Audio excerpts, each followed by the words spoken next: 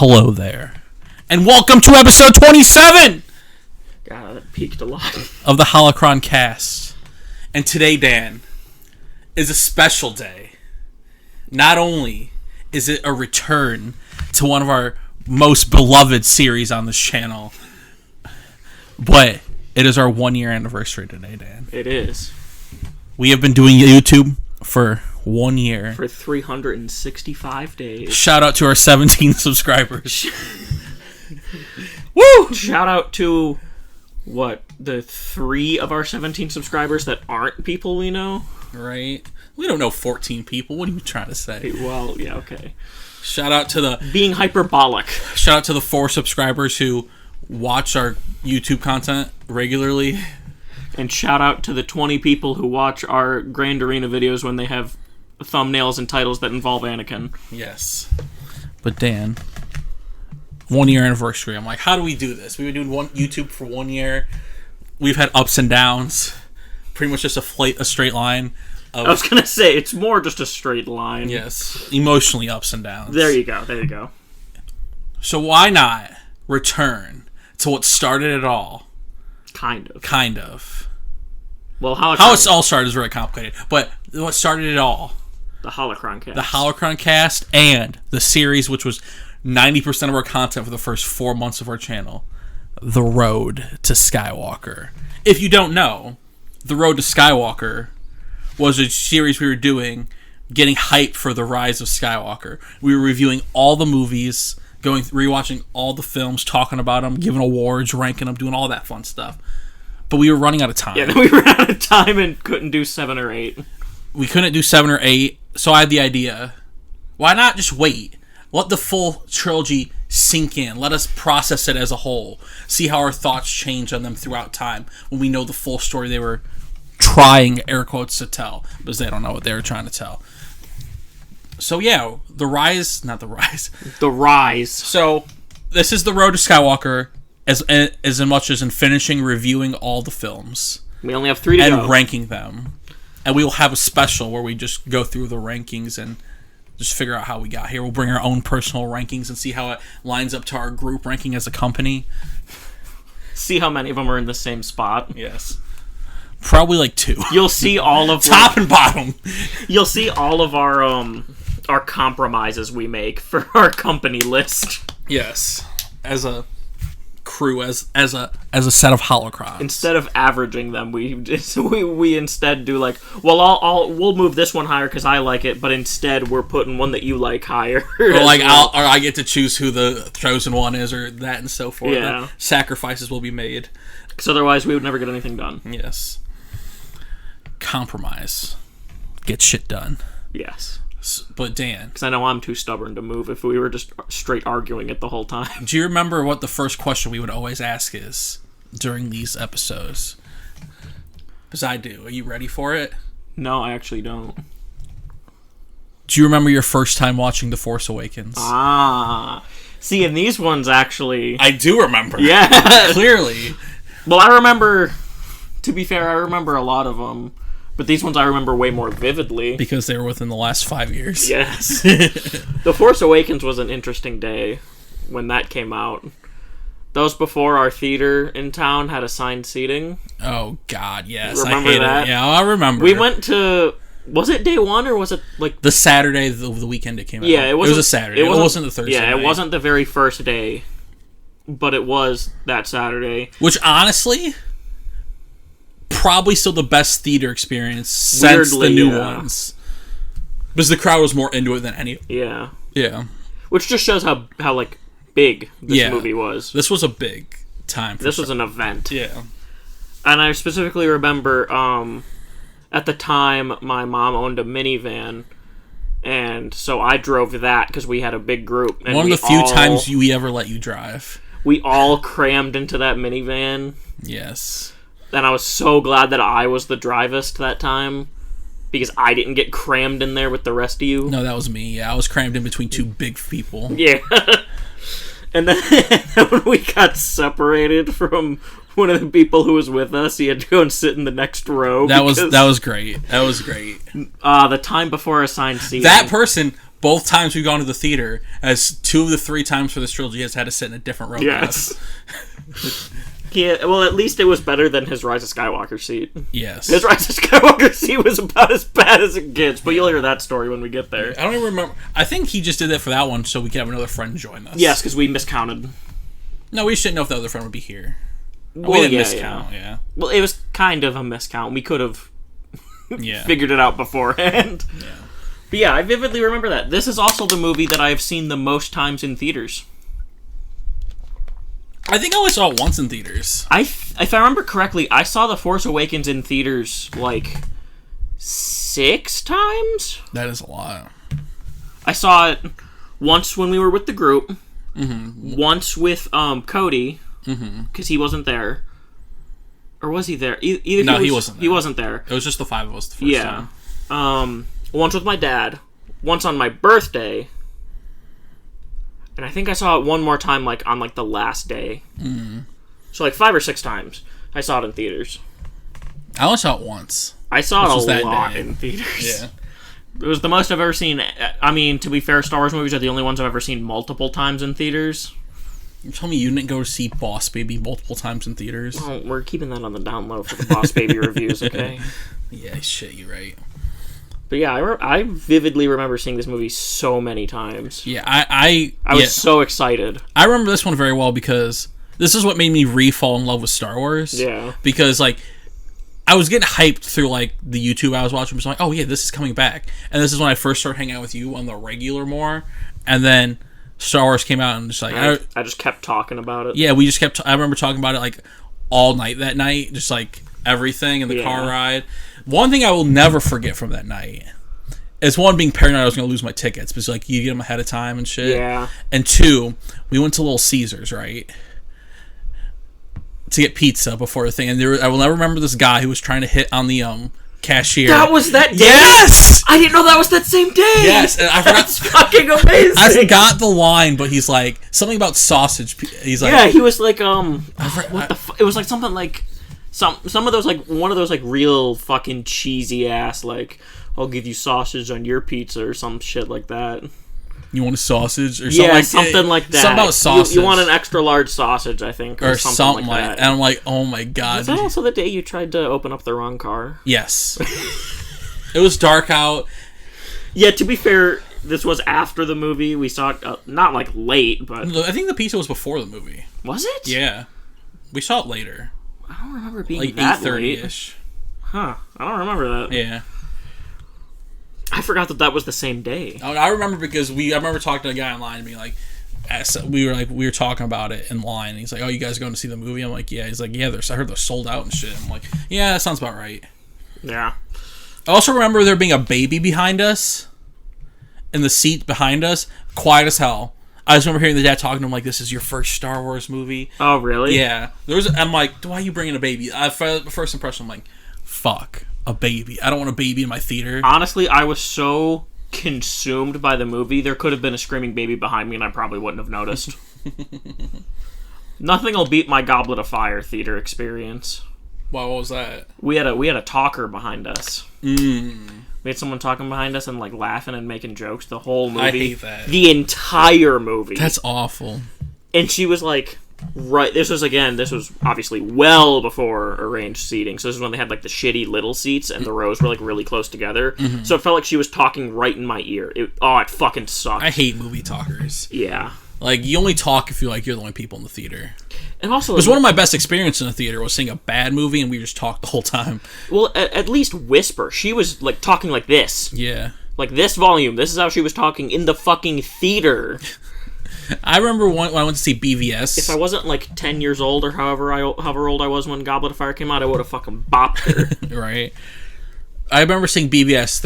It was like a midnight premiere, and this guy was trying to make every 20 minutes there'd be a moment he tried to make everyone start clapping. He'd be like, "Oh yeah," and he started to get people going. Like, oh my god. He wanted a hype theater. Right. To be fair, hype theaters are pretty fun. Yes. This was a hype theater. Someone has to be the first one to start clapping, to be fair. Right. Yeah. But yeah, that was our first theater experience with The Force Awakens. The Force Awakens. We finally had an answer to this question that wasn't just, I don't know. Right. Yeah, I was a kid. I remember watching it. Where was I when I was 14 years old? No. I know that was back in like fucking 1922. Right. No, The Force Awakens, Dan. And as per usual, we just watched it. Yes. This is an interesting movie. So if we get anything wrong, it's not that we didn't watch it. It's just that we're dumb. Yeah. Yes. Very just want to clarify that. This was an interesting time in life, Dan. They had to bring back Star Wars. Star Wars had been vacant in our lives. Like I said, I had not thought about Star Wars in so long before this movie came out.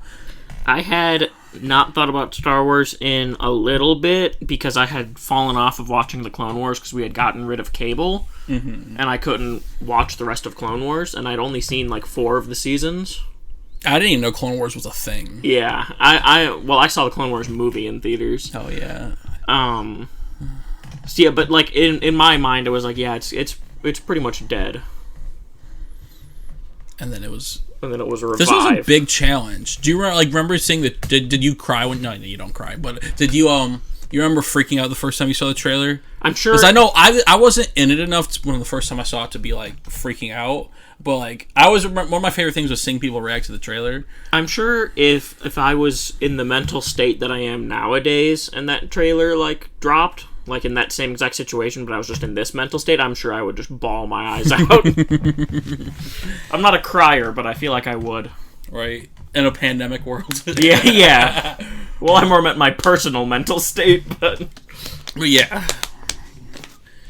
For sure. Yeah, I remember seeing I remember the trailer giving me a lot of chills. Oh, yeah. Star Wars movies, trailers always give me chills. Yeah, that's fair. Even it's just a good trailer. But yeah, so Dan, overall, what did you think? I still really like this movie a lot. It's very good. It's definitely up there for me. It's weird watching this movie post-Rise.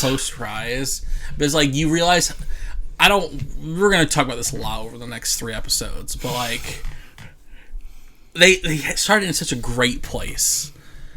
And not that The Last Jedi ruined that, because I personally love The Last Jedi, but that it didn't move the story far enough along where it felt like there's so many things even after Rise that they were rushing to explore, and like there's just so many things to explore in this world. And we needed 2 more movies. We needed so much more to we still need so much more to explore the world instead of rushing to get it done. Yeah. And yeah.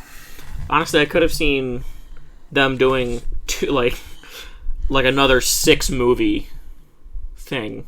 Like, have this storyline be told over the course of 6 movies. They could have, yeah. They absolutely could have. They had more than enough. It would have been so good. Would have had more than enough content. I'd be okay if they canceled Rise from the canon and made 4 more. I don't... Most of the same plot happens, but they extend it out, explore other things. Yeah. They'll never do it, but... I know. I'm just always a little iffy on stuff like that. Yeah. Because once something gets stricken from canon once... Yeah. It's not a good precedent to set. You open up the door. Yeah. Well, luckily we got The World Between Worlds, so that can help. We'll talk about those implications when we get to the Rise of Skywalker review. I think this is the most rewatchable Star Wars movie. I would also say this is the most overlooked Star Wars movie. This is one that like no one talks about. Because the ones since have been so controversial. Yeah. Because this one came out, everybody universally enjoyed it. No one thought it was like the best Star Wars movie ever made, but everyone was like, this is good. There was a sizable portion of hate. I didn't see it. You weren't in it enough. I saw it. It wasn't... From the hardcore community. It wasn't even remotely close to Last Jedi levels, but it was there. Or Rise of Skywalker levels, right? Yeah, it was definitely the least controversial of the sequels, but I just want to say the hatred was still there. But I don't think it is a... It's the least hateable of the 3. No, not... Yeah, I don't... That's all subjective, but... I guess I mean more of least, like... I think this was the most... It's weird, because everyone's going to be hated by it. Like, the hardcore is so picky that... They're all going to be like, I didn't really... Well, they just didn't like that Disney was This one in didn't charge. ruin anyone's childhood. Or did it? I don't know. I don't remember seeing any of this ruined my childhood things, but I'm sure it could have happened. Yeah. I feel like this is the most fun to rewatch every time I watch it. Not too heavy, not too light, just good fighting, like there's cool fights, there's real funny dialogue, and... This one goes up there with me for most rewatchable alongside Revenge of the Sith. Yeah, Revenge of the Sith is very rewatchable. Revenge of the Sith is very rewatchable because it's so action-heavy. Yeah. This and Revenge are the two that are like the absolute most rewatchable. I think this is the one I've watched the most of all of them, period. Oh, well, this trilogy are all of the Disney era Star Wars movies are by far the ones I've watched the least. Yeah, because you just Because have the first 6 I've probably seen like 40 times each. Yeah. This would be the only one of the Disney era Star Wars movies that I've maybe seen more than 10 times. That's wild. I think this movie... What do you think of the criticism of this movie that it's just a clone of Episode 4?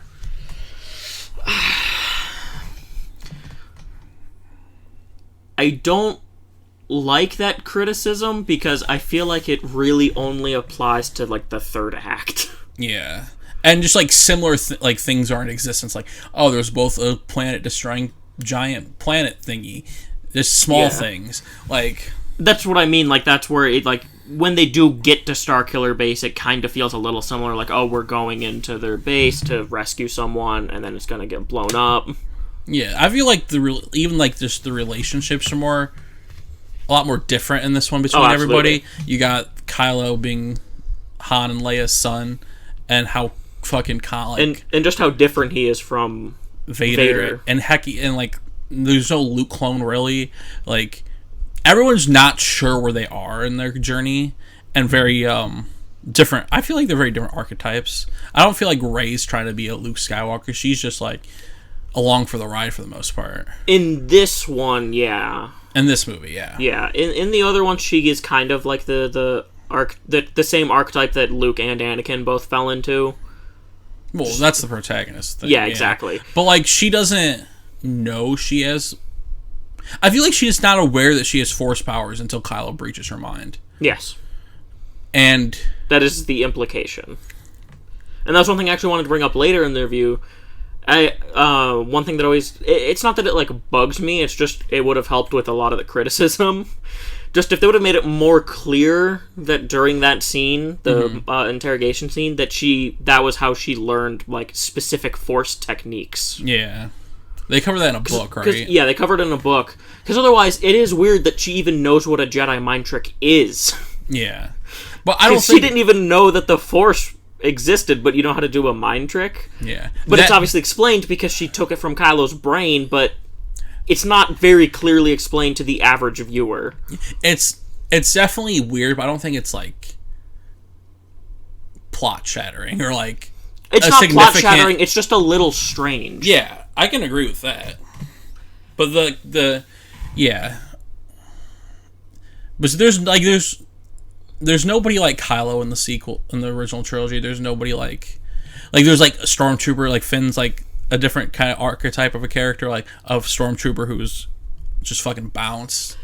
The thing that I find interesting about Kylo is like, I feel like he's what, because, you know, Anakin goes from like a hero immediately to like a badass villain. He doesn't have like an in-between where he's like kind of like unsure of his power. It's only in episode 2, but he's still a good guy at that point. Is he conflicted? He has a moment of confliction, right? Well, he has confliction, but I'm saying like I find Kylo interesting because he's like he knows he's not like crazy strong yet. Yeah. And he's like really like what's the word? He's like self-conscious about it. Mm-hmm. Which is something we only see with Anakin when he's in episode 2, but he's still a good guy. Yeah. He has his conflictions, obviously, but like he's not a full-on villain yet. Mm-hmm. And I just find that interesting, like when the villain is just really self-conscious. Right. Love Kyle. I love his inferiority complex that he has in this movie. Yeah. And honestly, even going into 8, he has it. It's really not until 9 where he kind of feels more he's confident in himself. Once he's Supreme Leader, yeah. Yeah. Spoilers. I've always found that to be interesting. An interesting route to take. Yeah. I get why someone would say it feels like 4. I don't think it does necessarily. The thing is if you reduced it to like its most like basic structure and like most, and then its least nuanced, like, and in a very if you describe each part of the film using the least words possible, it'll destroy seem like big planet with desert new planet Jedi. beginning. Yeah. Cantina. Like, if you bring it down to the smallest amount of words, it goes into it sounds like A New Hope. Right. But when you actually start to, like, look into it more, I feel like that's where it really... Yeah, like, in the episode 4, Luke's not on his own. He has his family. Has aspirations to be a pilot. He has a life he doesn't hate, but he wants to go into bigger and better things. And he finds Obi-Wan, who's his former Jedi, to train him. Flash the pan Rey, very alone. Not very clear that she's looking for her place in the world, but we get to that later. But very isolated, was waiting for her family to return. Very different. And then how her mentor ends up being Han in this movie. Not a Jedi, just like a fatherly figure. Very different in the nuances of it. I would say Luke hated his life pretty bad on Tatooine because he didn't even give a shit when Uncle Owen and Aunt Beru died. That's fair. That is fair. They wouldn't let him go to Tachi Station. They deserved to burn. Yeah, fucking, I needed power converters. It's still kind of... not that it, like, bugs me, but it's still just interesting. Yeah. Utility just doesn't give a shit that they died. Right. So, you want to go through the plot? Or any big other points you want to talk about? Well, the more specific things I'll talk about when we get to, like, that part of the plot that we're talking about. Okay, Dan. But let's try not to go super... I know in a couple of our... It opens up. It's wide shot. This is what I'm talking about. No. We start I don't remember which one was it, but there was one in particular where it was, like, a 2.5 hour podcast and 2 hours were just us saying what happened in the movie. That's not bad, though. Some people actually like that. But I don't like it. I just feel like we talk about the points and discuss what we like and what we don't I know, but I just remember there was one in particular where we, like, really kind of hammered it a little bit. Yeah. Just every moment, like, and then this happened, and then that happened. Okay, we start out the film. Poe, Kyle, the raid on Lord Santeca's base. Look, it's not a base. Village. There you go. He's not exactly surrounded by armed guards. On Jakku. This is where we get our first introduction to the fucking hell of a pilot. He's a hell of a fucking pilot, Dan. Poe Dameron. I also really like one thing. One of my favorite things about the sequel trilogy is I absolutely love the designs. I really like the First Order dropships, the First Order Star Destroyer. I really like the human design. Like Poe is a human. Like Finn is a human. Like they look like people. They have like noses and eyes. They're all very attractive. Yeah. I was just saying that I like the design. I like the sleeker Stormtrooper armor. Yeah. I really fuck with the designs in the sequel trilogy is what I'm saying. First Order designs specifically, I really fuck with. Yeah. I like that their Star Destroyers don't have the neck. Oh, yeah, they don't. I never really thought about that. Venators and Imperial Star Destroyers both have, like, that weird kind of neck that looks, to me, just looks like a structural weak point. Even though I like the design, to me, I can't see as anything other than a weak point. So I like that the First Order one doesn't have the neck.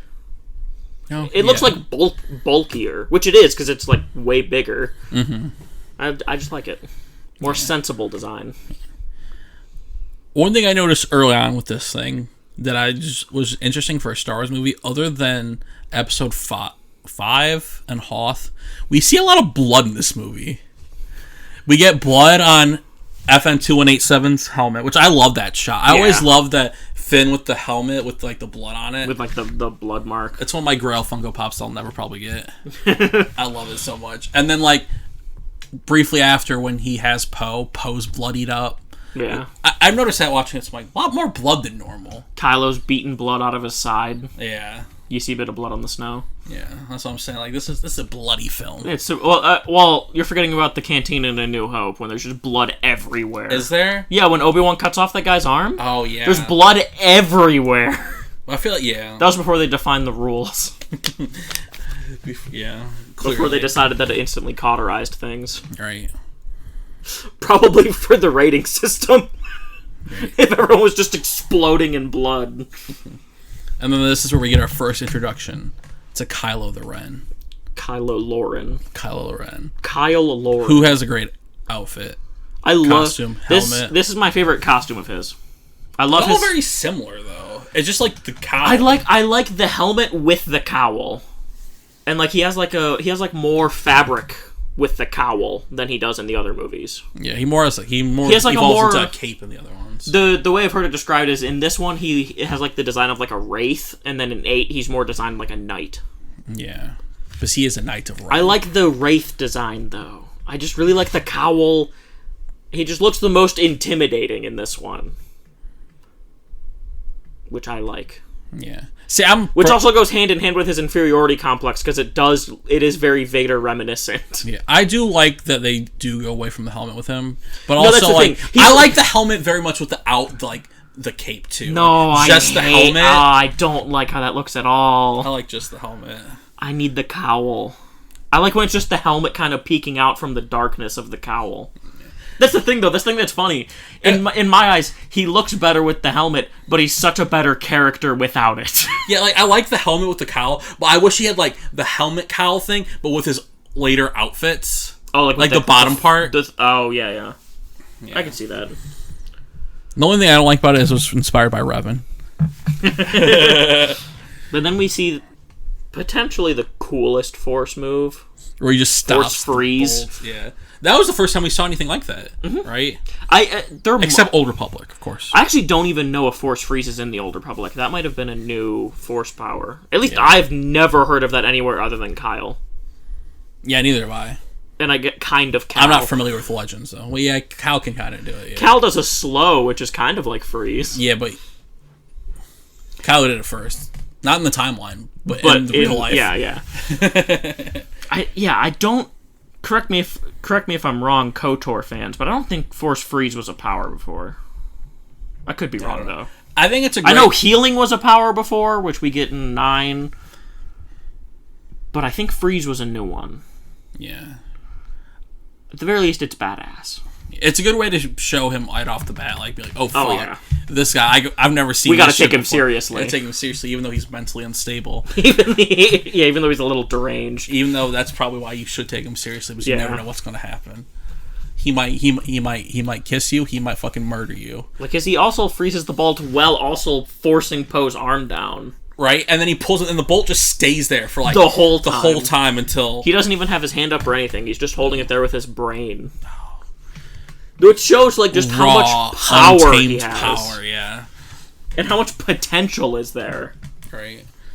You know, weirdly enough, he never chokes someone until 8. Yeah. Hux is the first person we see him choke. Rightfully so. Yes. Just find that interesting, because, Vader right off the bat was choking people. Oh, yeah, that was, like, his go-to. That was his signature. Right. Everyone has their signature. Vader has the choke, Palpatine has the lightning, Kyle has the freeze. There we go. Next one's fire. Yeah. That'd be cool. That is a Legends Force power. Fire? Fire, yeah. Like, it was like primitive Force lightning, if I remember correctly. Because really, lightning is just like superheated. It's just like faster fire. Yeah, you could start a fire with it. Yeah. But you can't control the fire. But yeah, we got that early stuff. With the little interrogation scene. Yeah. You talk first, I talk first. Setting up who Poe is. That's our conversation we always have before the podcast. Who talks first? You talk first. I talk first. Who talk? What? Yeah, setting up Poe's kind of running theme of just like cracking jokes at the beginning. Yes, which for some reason people still get upset about. Yeah. Even though that's very established right here. Yeah. Like literally his third line. Right. Yeah.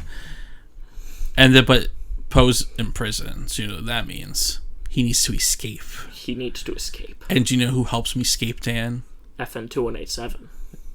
And then it's love at first sight, Dan. Oh, God. They together are perfect in every way. I also really like how when they get on the Star Destroyer and, like, Finn's having his, like, identity crisis, and he, like, goes into the ship and takes off his helmet, Phasma just straight up teleports in there. What do you mean? We never see her walk in or hear her walk in, but we hear and see her walk out. She just straight up teleported behind him. I didn't notice that. Oh, I noticed that, because I remember every time that I saw it, I'm like, where the fuck did she come from? She's secretly She's a Jedi. massive! Right, yeah. She's shiny and massive. How can she sneak up on him? That's how she got so high ranked. I just find it hilarious. Right, that is funny. And it would also scare the shit out of me. Yeah. Commanding officer just teleports behind you. Why does she bring out her staff? Yeah. Is this the Star Wars movie that shows Phasma the most? Yeah. For sure. She still only has like 5 minutes of screen time in this movie. She really is the Boba Fett of the sequels. And it's a shame. Yeah. Such a great actress gone to waste. Yeah. I'll still argue she's more competent than Boba, though. Fight me. This is pre-Mando Season 2. If he's competent in Mando Season 2, that's not what I'm talking about. I'm talking about Return of the Jedi. I agree with that. Everything you just said. I just have to defend myself. Because I know, people could be seeing this after Mando Season 2 and maybe Boba's like a badass again. You mean for the first time? Yes. Well, in old comics and shit, he was a badass. That's fair. And I think there are some canon comics where he's a badass. I just don't want Boba to be cool. But the only time we've ever seen him in the movies, he's dumb. Yeah. But I've already had that rant. Yeah. But yeah, love at first sight. Speaking of love at first sight, Dan, Rey pops on the screen. No, but they're trying to go back to Jakku to get BB-8. Yes. And unless everyone want to go back to Jakku. Yeah, it's such a great line.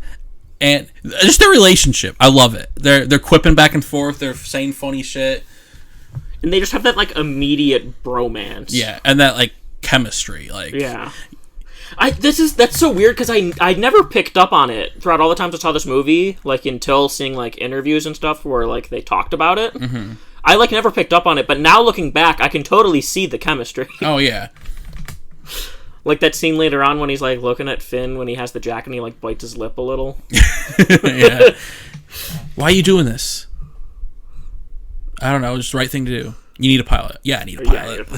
They're such good shit. Yeah, they're very. They're very comedic together. Yeah, they're so good.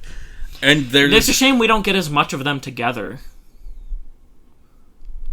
We do get more in 9, but like not in 8 for sure. Yeah, not in 8 for sure. And like I don't know. I feel like it's like not as much because 9's going 1,000 miles an hour. Not as many time for like we do have some good moments in 9 of them quipping back and forth. Captain. Yeah. But I want so much more of it. Right. I could have a whole movie of just them talking to each other. They should have. Fucked. Yes. But yeah, they crash on Jakku, and we see Sweaty Finn in a Stormtrooper outfit. My boy, Sweaty Finn. And yeah, he steals Finn's Poe's jacket. That scene always makes me so uncomfortable because he's so sweaty, and I hate the heat so much. That was one of the first shots I remember from the trailer that we saw. Yes, it was. Like, holy shit. That was back when they were still framing him as the main character. Yeah. Because, before this movie, we had no idea. Going into this movie, we thought Finn was the main character. Yes. The marketing barely talked about Rey. They didn't even make any Rey toys. Well, and also, even in the poster, he's the one holding the lightsaber. Yeah. Even though Rey's in the middle, Finn is the lightsaber holder. We just thought that was Luke reincarnated, right? We thought that was just, Jane Skywalker. And the battle was between... You were so close to the name of an actual Legends character. Jaina? Yeah. Yeah. That's probably where I got it from. Yeah. Honestly, Force Awakens poster, still one of my favorite Star Wars posters. Yeah, I actually agree. That and The Last Jedi, in my opinion.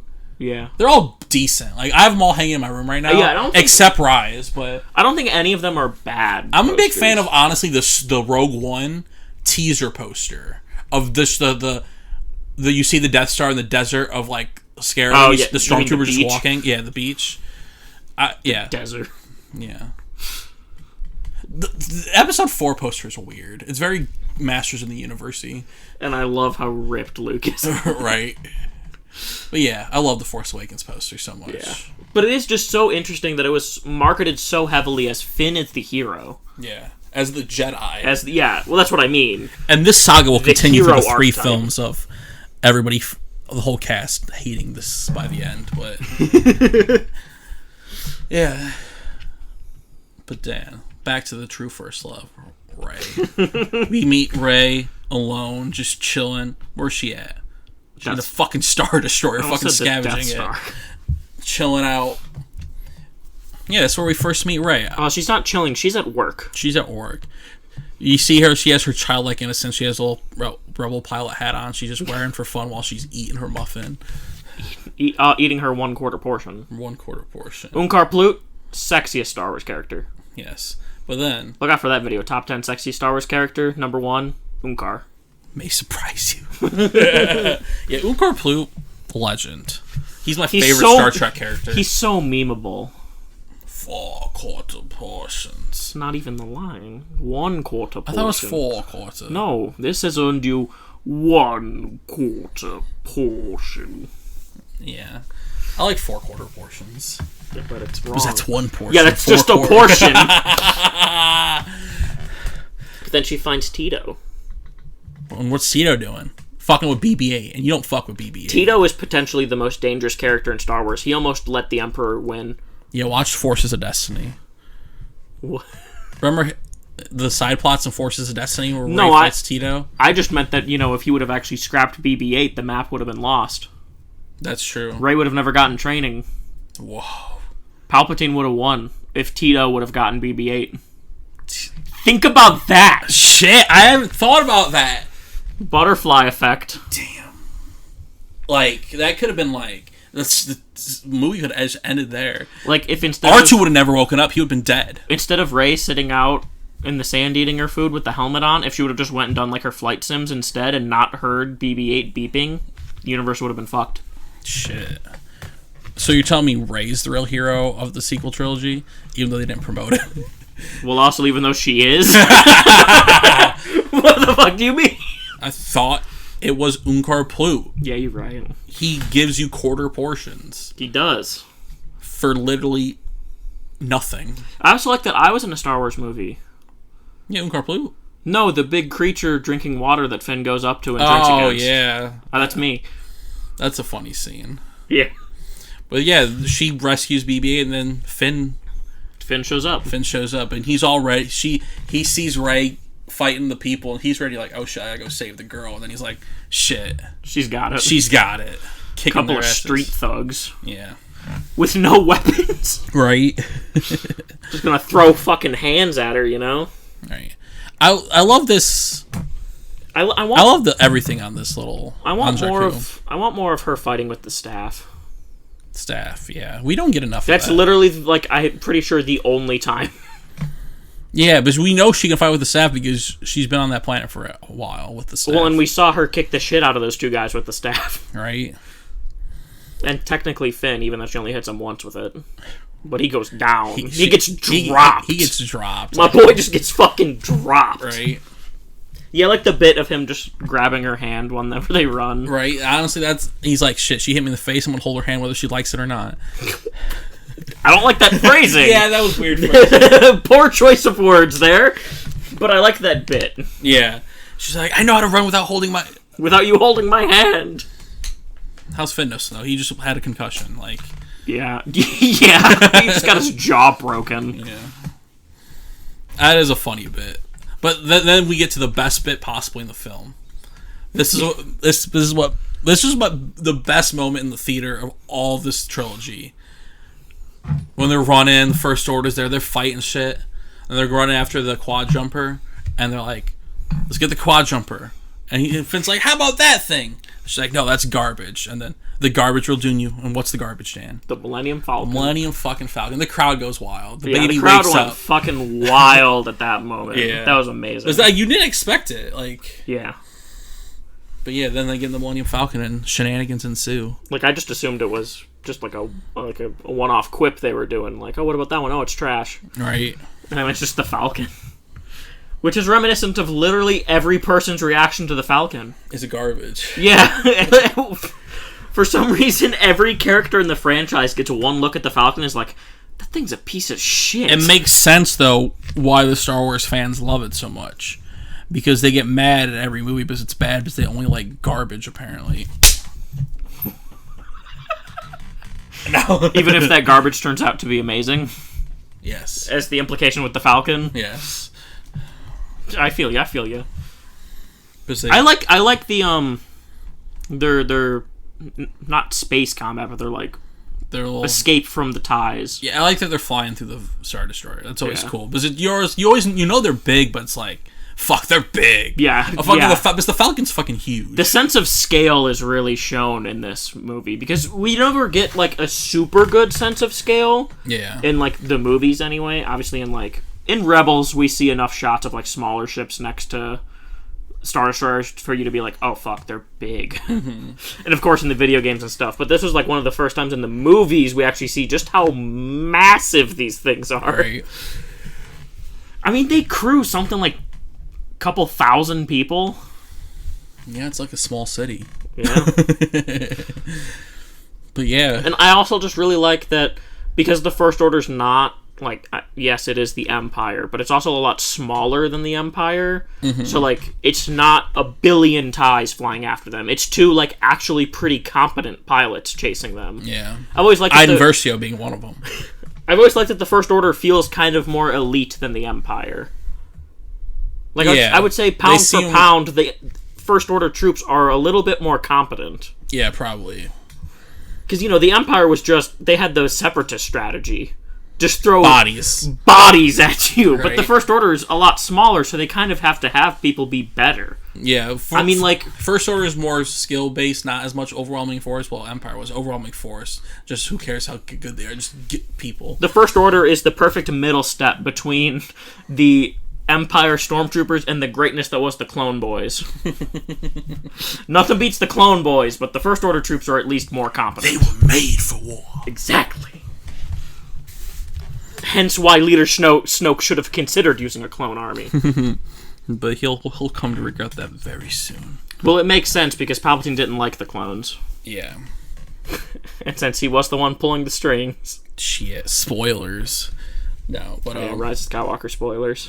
But yeah, we get the escape scene with Rey and Finn. Daisy Ridley is charming as fuck. Yeah. She's very, like, they all are. Like, Finn, Poe, like, they're all very charismatic and very... They play off each other well, yeah. A lot of charisma. That's how I always pronounced it as a kid. God, I wish I had some charisma. Right? I would kill for some We're like the two least charismatic people on Earth, and yet we have a YouTube channel. Woo-hoo. Yeah, everybody's very charming. But yeah, they get away, Dan, but not for long. Not for long. They get abducted. I like Finn, like, using Rey as, like, a step stool. Or not like a step stool, but he, like, pushes on her to try to get up higher. Yeah. He's very handsy with Rey. Yeah. Literally, he grabs her hand a lot. Yeah. To be fair, he hasn't had any human contact before. That's fair. It's a new experience for him. Right. As is human emotion. Why the... He's like, why do I feel things? Why didn't they just... Why do I want to just keep saving and helping her?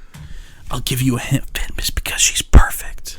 Why didn't more armies just use droids? Droids sucked.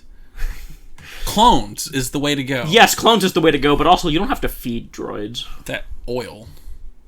But you don't have to feed them. Oil is just something you, like, stockpile. You don't need to, like, grow food and, like, have restrooms. I'm sure they need gas and batteries. Yeah, they need batteries, but, like, it's less consuming. Yeah. But yeah, I know. It's because the Clankers weren't exactly the brightest. Yeah. Maybe if you had better AI programmers, yeah. Well, if like, their standard troop was the B2... Honestly, beyond the sequels, that could be a place they could go, be like, we perfected AI intelligence. We have built the perfect droid army. Well, that's why I really wished, like, in the Rise of Skywalker trailers, we saw, like, B1 battle droids in Babu's shop. Yeah. And I always wanted the Resistance to use parts of the droid army. But we can't have nice things. It would have been cool. Like, oh, we found a bunch of old battle droids, and they're just bodies to throw, but we need them. That would have been cool. Just like a cool little tie-in. A lot of missed opportunities in Rise of Skywalker, but that's the podcast for another time. Yes. But, we're talking about a movie in this same trilogy. It's hard not to. Yeah, we're gonna be overlapping a lot. But then but Dan, we get the lighter scene. Chewie, we're home. But we get the lighter scene first. Oh yeah, I must have walked out of the room when that happened. I don't remember. No, you were writing notes. No, you were looking at something on your phone. Mm-hmm. I don't remember. I forgot that happened there. Yeah, but the lighter, the thumbs up. Yeah. I also really love the line when he pulls BB-8 over and he's like, "You gotta help me. You gotta tell us where your base is." And BB-8 like reacts and he goes, "I don't speak that." Right. He's like trying to communicate with him, but it's only one way. I don't know why I find it so funny to say, "I don't speak that." The only context that doesn't sound horribly offensive is if you're talking to a droid. Honestly, yeah. And then, of course, the thumbs up. Yeah. Favorite emote in Battlefront 2? It's easily my top 150 Funko Pops. I have BB-8 with the thumbs up. Top 150. I mean, to be fair, you have like 700. Yeah, I have like 300, but yeah, then Chewie, we're home. Yes. What a great moment. That is a very, very sweet moment. Because let's be honest, we all know Harrison Ford doesn't want to be here. But he gives one fucking hell of a performance as Han Solo. He's so good. Honestly, he might be better than easily one of all 4 movies he plays Han Solo. Might be at least top 2 for sure. Yeah, he's really good as Han Solo. Just the voice with the age, it's so perfect. Yeah, and his facial expressions are very good. Yeah, in this one too. And the mannerisms, like he does the thing that Ben does, like the shooting and not looking thing. When they're on. No. Well, that's one thing I love about Ben is he has so many of Han's mannerisms. Yeah. Because Han has so many like distinctive mannerisms that you don't think about.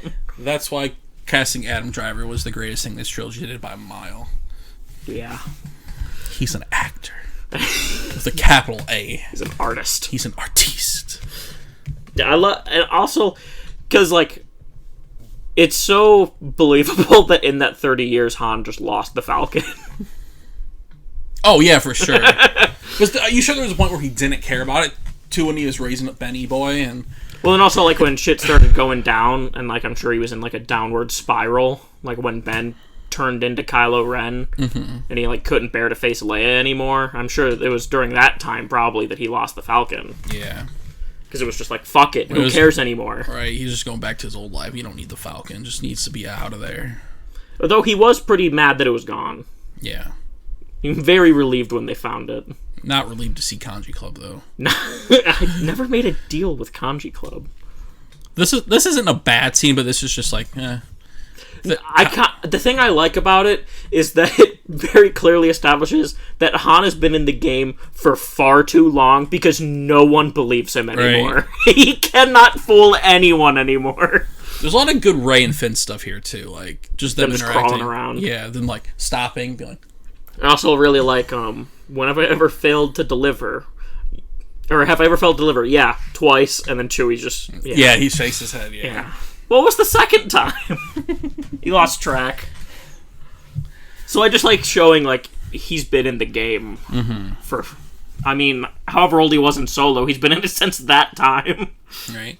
I'm pretty sure the first guy is it's funny, because Kanji Club and the other club are, like... the Guavian Death Gang? The Guavian Death Gang, they're, like... They cast a bunch of actors from, like, different countries who are, like, big in their countries, but we don't know what the fuck they are. Like how, like, Donnie Yen was big in, like, China and Asia, like, but then they finally cast him as True and shit. But he had a big role in the show. I was gonna say, but he got like an actual character. Yeah. Kanji Club's its own character. For some reason, Disney Plus didn't have the subtitles, so we couldn't even understand what he was saying. Right. It didn't even have the alien subtitles. No, Disney Plus be finicky with subtitles for me. I don't know if it's my TV or what, but like... I don't think that's a TV problem. But sometimes they come up and sometimes they don't. Oh. Like, I bet next time when we watch The Last Jedi, that they're there for some reason. Right. I really like, Star Wars movie trope, they gotta have a tentacle monster. Oh, yeah. I like Rathars. Yeah. I like that they're, like, very bizarre. I like the idea that people are so down on their luck, or, like, just need the money so bad, or they're that fucking... Cocky. Not cocky, but, like, lucrative to catch these things, that they're willing to... Them dying is worth the risk to catch these things, because they fuck you up. To be fair, that's literally any mercenary job. Yeah. But, like... this is a pretty bad way to go. Yeah. Other mercenary jobs, you're fighting another human. This is a fucking monster sometimes. Like, it depends what the job is. Well, like, to be fair, you gotta assume Raptors are pretty lucrative, especially if you're getting 3 of them. Oh, yeah. Well, he said he was selling them to some, like, king or something. Yeah. Whatever the hell he said he was selling them to. A king? He said something like that, like Lord or some shit. I don't remember. Lord Ned Stark of Winterfell. You know, I'm sure high-up gangsters want them. Yeah. Ever since the Rancor died. Whoever's running the Jabba's old ring. Whoever took over Jabba's old hunting grounds. Right. Oh, actually, no one did, right? We saw Mandalorian and Tatooine, like, no one's fair. doing shit there. Well, it was just it moved to the planet in Mando. Yeah. But yeah. Dan, it's true. All of it. We get the stuff on the thing. We get them running around. The stuff on the thing. The Raptor captures Finn. Rey saves him. Doesn't take credit for it, which is, like, very humble of her. She's like, what a surprise. Or like, we also had our first Rey scream. 2 Rey screams. He screamed Rey twice. We have a Rey scream counter, guys. We're doing it for you. This is one of the shows within the show. How many times does Finn scream Rey in the sequel trilogy? The answer may surprise you. We're at 2 right now. Yes. When he's getting grabbed by the Rathar, he's just, Rey! That meme of Finn's character is just him screaming Rey progressively louder every time. Right. And gets progressively worse every movie. What do you think the total count's going to be? 10. I'm going to say 15. Okay. Both knowing what we have for this one. Yeah. I'm going to say 10. I'm going to say 15. We haven't looked this up in advance. We're just keeping track as we go along.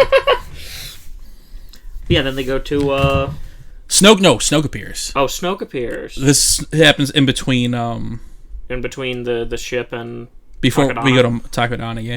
One thing I want to talk about, while we're on the Millennium Falcon still, is I love how, nice tidbit thing is, when Chewie accidentally opens the chessboard up or whatever, it's literally exactly where it left off. When they paused it, yeah. I think it was in A New Hope, right? Yeah. Which is fascinating that no one played that for 35 years, but you can't blame them. Yeah. But I want to talk about the Snoke scene a lot, because this is one of my favorite scenes, because the way they handle the Kylo being Han's and Leia's kid reveal is very subtle, I think, and it's very well done. Because it's just like dialogue. It's not like they're not like making it a theatrical thing. Yeah, it's not like There's a big dramatic reveal. Obviously, Lord Senteca says some very vague things at the beginning. That's like, you can't escape. What is your family and stuff like that. So you're like, okay, maybe this guy's important, but not once did it cross my mind going into this movie that he'd be a Solo. In my mind, I thought he was going to be, or he'd be somehow related to maybe Kyle, or I mean, not Kyle. He's Kyle. To Luke.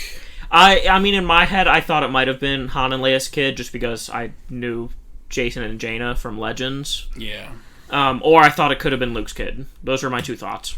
Yeah. When Lord Senteca said, like, you can't escape your family or whatever, I was like, okay, so he's either Luke's kid, or... That might explain why Luke's gone. Or he's Han and Leia's kid, or... That was where my brain was going. Yeah. But I think they did it in a very nice, understated way, where they're like, your father... Han Solo. I'm like, me not knowing shit about Legends, and this being my first return into Star Wars, I'm like, shit, I like how they did that. It's also like, shit, they got down. And also you're like, shit, Snoke's fucking huge. Oh wait, he's a hologram. It would have been funny if he was that giant. Right? Remember speculating like what he was actually going to look like? And then you're like, oh shit, he's a gold robe, that's weird, but like he also grew on you. Yeah. Yeah. He has no... He was just a gaudy Palpatine. Yeah. He's Gucci Palpatine. No, Gucci Palpatine is the thing now, with the Gucci robe. Yeah. Obviously, after Palpatine died, he got into really... got really fashionable after that. He's like... Yeah. Post-death, he got real fashionable. Right. After he spent the last 20 years just wearing a bathrobe. Right. Well, yeah, now we're to Maz's castle, right? Yes. Maz's watering hole. What are they going there for again? They're going to get BB-8 to the Resistance. Oh, yeah. The Falcon can be tracked. Shit. At least that's Han's excuse. Yeah. A lot of stuff happens at Maz's castle. Like Finn tries to leave. I was going to say that we see Sedan Nathaniel, because that's the most important part. The legend, Sedan Nathaniel. He is... What, something Crimson? The Crimson Corsair. The Crimson Corsair. That's like his main title. He has like 5 nicknames, and I looked it up. I'm like, why do you have 5 nicknames? I only know your real name because of Funko Pops. But he was looking for Count Dooku's treasure, apparently. Count Dooku's lost treasure. Shit. Excuse you. Right. And then we meet Maz Kanata. I like Maz Kanata. I like Maz Kanata. Someone who's very underused throughout this trilogy, which is going to be a theme of this trilogy. Yeah. Again, why we should have had 6 movies. Again, why they should have had a plan. But that being said, she's cool. Yeah, I like Maz. I love how her relationship with Han is very contentious, obviously, and we know why, because of the Battlefront 2 campaign. Yeah. And because he brought the Empire. He brought the Empire to her place. Yeah. And then, obviously, her relationship with Chewie is phenomenal. The sexuality is palpable. Which is so kind of funny, because now that Mala is canon, Chewie's wife... Was she not canon until recently? She wasn't canon until the Aftermath books. Which, were those pre or... Those were post Force Awakens, right? No, pre-Force Awakens. No, I mean, like, they came out. Like, when did they came out leading up to the Force Awakens? Oh, they came out before Force Awakens? One of them did, probably. They all probably came out... Well, I wasn't aware that Mala was canonized until... after this movie. I think the relationship's more one-sided than we give it credit for. Oh, no, it absolutely is. They might have history before Mala. No, I was just making a joke. Yeah. Because also, I'm pretty sure in the Battlefront 2 campaign, they say, like, Chewie's, like, uncomfortable with Maz. Oh, that's funny, yeah. I think there's some line or something, like, where Maz is talking about Chewie, and Chewie, like, makes, like, a sad sound or something. Because Maz definitely has a crush on Chewie. But she literally says, "Where's my boyfriend?" I like that Wookiee. Yes. Also, in the Battlefront 2 map on Takadana, you can find a painting of her and Chewie together. Yes, that's great. In her palace. Or in her castle. And I forgot a painting of Hondo. He seems like he would frequent there. He absolutely does. Oh, one thing I want to bring up that I love from this movie, which is right when they arrive on Takadana is Han and Finn's conversation. Oh, their conversation is great. He's like, "I'm a big deal with the Resistance." Hey, Solo. Hey, Solo. Did you just call me Solo? And then he's like, "Women always find out the truth eventually." Always. He's been scorned many times. I mean, to be fair, when you're with someone as tenacious as Leia, and one of the smartest women in the galaxy, of course she's gonna find out. Yeah. But yeah, Maz's castle. One thing I love about Maz's castle, other than Sedan Nathaniel, is I'm happy for Rey. She's eating real food. She's having her little thing. It's not a portion. She seems happy. I'm like, oh, good for Rey. She's getting food. Just so you guys haven't noticed, within 27 episodes of this podcast, I love Rey so much. She's like my favorite character. Also, if you haven't noticed his username in Galaxy of Heroes in our Grand Arena stream. That as well. Right. But yeah, I was a little tidbit. I saw, I'm like, oh, she's eating. Good for her. She's eating. She's getting real food. She deserves it. Technically, portions are real food. Right. You just have to put water in them, and then they become real food. Right. Or whatever the fuck she did to it. They made it turn into a muffin. It's very space foodies. Add water. Yeah, I also really like the this cantina theme. Yes, I just love the cantina. Like, is very. What's the word I'm looking for? Very cultured. No, like very like down in the like not dumpy, but like dumpy. Dude, that cantina's got that dumpy, dude. No, it's very like. It's like very relaxed, like very chill, very like. I always describe it as the stoner version of the Mos Eisley Cantina. Yeah. Mostly because of the music. It's like so much more like mellow. Yeah, it's like we're just having a good like everyone's just kind of vibing. Like there's probably an orgy in the back room. Like, yeah, who knows? Oh, absolutely. Like, just having a good time. Maz is 1,000 years old. She totally has an orgy room. Oh yeah. That'd be way too profitable. Oh, for sure. She's trying to lure Chewie in there. Give a shit. It's trying to trick Chewie to go into the orgy room. Right. And then, Finn leaves. He's trying to get the fuck out of here. Yeah, he's just scared. He's just terrified of the first one. Absolutely terrified. I love the thing with Maz and him, about his eyes. I love her just crawling on the table to get to him. And cranking up her goggles. Solo, what's happening? I don't know. Can't be good, though. Han is so defeated in a lot of the scenes. Right. I don't know. I've seen those eyes before. As a man who wants to run away. Yeah, well, when you've lived 1,000 years, you recognize the same eye. That's so You see good. the same eyes in many different people. We're butchering all of these quotes. Yeah, but like I love. Yeah, also the I love the Ray Han thing where they get before they. I think it's before they go in. Yeah, it is. He's like trying to hire her. He's like, but he's like trying to be very like mean about it because he doesn't want her to know like he kind of likes her. He's being very tsundere about it. Yeah, he's like. It's like, well, it's not like I like you, but he's like, I wouldn't treat you well, but it doesn't pay well. Yeah, I was waiting for him to say Baka. Baka. It's an anime thing. And yeah, he gives her little pistol, her little blaster that she has for the rest of the saga. Yeah, and then I do like where he also is like, oh, it's too bad. I think Chewie likes you. You're right. Them very tsundere. I feel like she very much sees him as a father figure. Oh, absolutely. In this movie, because she's never had one. But she's like, I gotta get back to Jakku. My family's coming back, which is sad. Very sad. And even Han gives her like a really sad look when she says that. Do you think he knows? He probably knows from experience that they're not coming back. As in, that's what I was gonna say. That life. He definitely knows that they're not coming back. We don't know if he knows who she is. Getting into future spoilers, obviously her parents are dead. Yes. And it was killed by weird dagger guy. Yeah. But like we find out that Leia and Luke know her origins. And didn't Lando know? Or was he just chasing the dagger guy with Luke? See, that's why they don't explain it very well. Yeah. That's a whole thing we're going to get back to another day, but I don't think we already have a whole episode about that. We do. I don't think she knows who. I don't think he knows she's... No, I don't think Han knows, but... I think he feels a connection to her, though. Because his parents never returned. Yeah.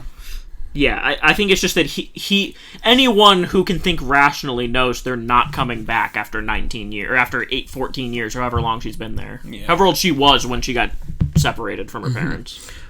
This is not really to do with this movie, but just this trope in general. I see people talk about it a lot. I just want to know your thoughts. What do you think of the trope and things like this of giving away your child to protect them? It's a lot of people have like strong opinions about that trope. I don't say I would have super strong opinions. It's just I'm not a big fan of it. Yeah, but it's like most of the time it doesn't go well. Yeah, I don't have as big of a problem with that as I do with just flat out like still being there, but just flat out lying to protect them.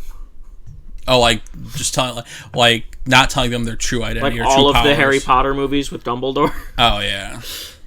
Like oddly enough, I actually prefer if it's just like we get rid of you to protect you instead of just like, oh, I'm here, but I'm just gonna lie to you. Okay, that's interesting. Yeah. In my brain, that registers as less like bad. I don't know, because it just seems really shitty to like always be there and yet never telling the truth.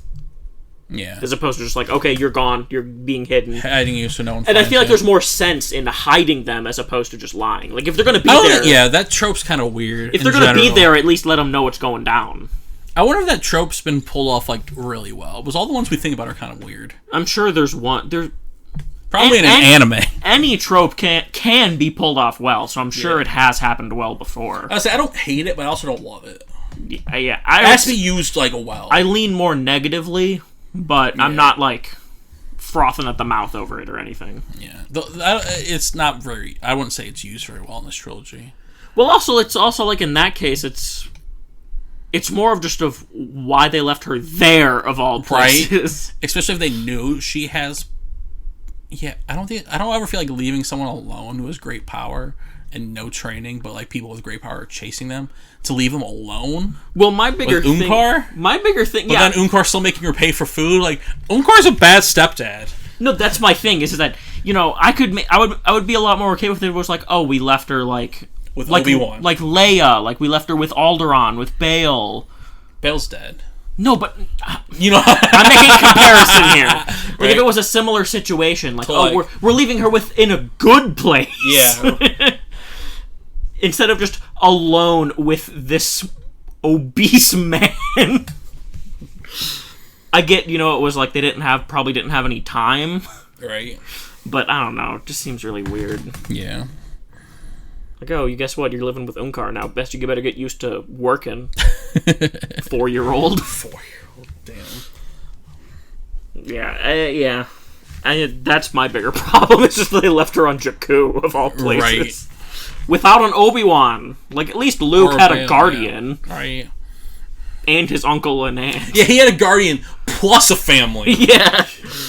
He had a protector. So he at least had protection. Yeah. Much more wise. But then again, not everyone can be as wise as Obi-Wan in deciding where kids go. Yeah. I mean, honestly, her parents probably aren't that smart. Nah. Our experience with her parents are that they can't be that intelligent. Considering how... I don't even want to get into that right now. It's a whole bag of worms. They Like, get got by how a dagger. complicated they are. Like, yeah. Who gets got by a dagger in Star Wars? But you know what's not complicated, Dan? The fact that there's people trying to make a buck at this place and they report that they're there. Yeah. So the First Order comes a knocking. And the Resistance. And the Resistance. There was a Resistance droid there. Yes, and once they realize shit was going down, they're like... Surprising that the Resistance has enough funding to leave a droid at Maz's watering hole. I don't think droids cost funding, because you don't have to feed them. They just exist. I guess also Maz's watering hole is like the biggest scoundrel meetup place at this point in time. There's spies there all the that's time. fair. That's fair. But yeah, but... I guess it'd be weird if it was like a little... Like if they had spies on Jakku or something. So, Rey's on her own at this point, right? Because she ran away. Why did she run away again? Lightsaber visions. Oh yeah, we have the visions, which we hear Obi-Wan in that vision. We hear a lot of people. Do we hear Yodi? I'm not sure. We didn't have the subtitles on. Yeah, the well, we did. subtitles didn't show up. But well, I know we had the Luke. No. Yeah, we see Luke put his arm on the R2-2E. On R2-2E. R2-2E, and then we got some the guy Knights just of Ren getting shot. stabbed by Kylo. Is that presumably? What is that? Do we ever figure out what that is? That's just a fight. Yeah. Nothing important. Something we never saw because Kylo never fought with the Knights of Ren. He only fought against the Knights of Ren. That's funny. Yeah, so we hear of the Knights of Ren the first time. Snoke talks about it briefly. Like, apparently they're cool, but apparently don't get too hyped. But yeah, they're all right.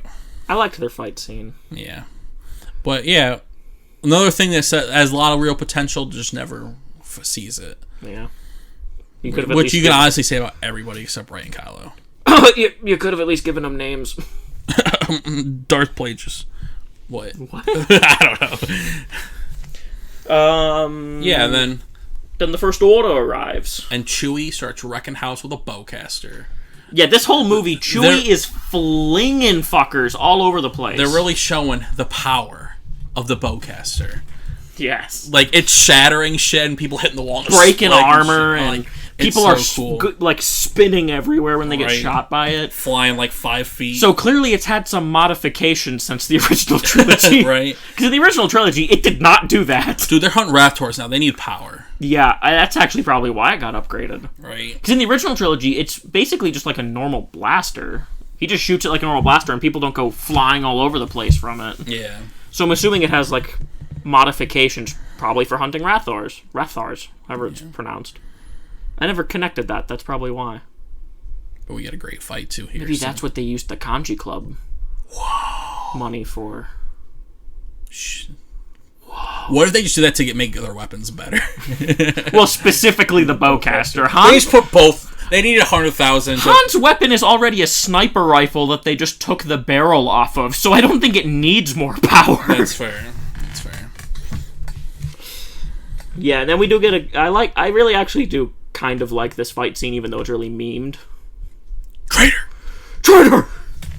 The bow staff, not bow staffs. Is it the spin? It's like a spinning electro tonfa. Yeah. Him and Finn go to town. I like he actually is being kind of smart there because he can't shoot Finn because what if Finn reflects it? Right. Plus and Finn can't break his thing because it's the protective for lightsabers, right? And the other thing is that this guy, FN2199, was part of Finn's squad. Oh, yeah, that's why he yells traitor, because they were friends. Can't believe he did that to him. Finn was taken off of that squad because he cared too much about his teammates. That's why he became a janitor.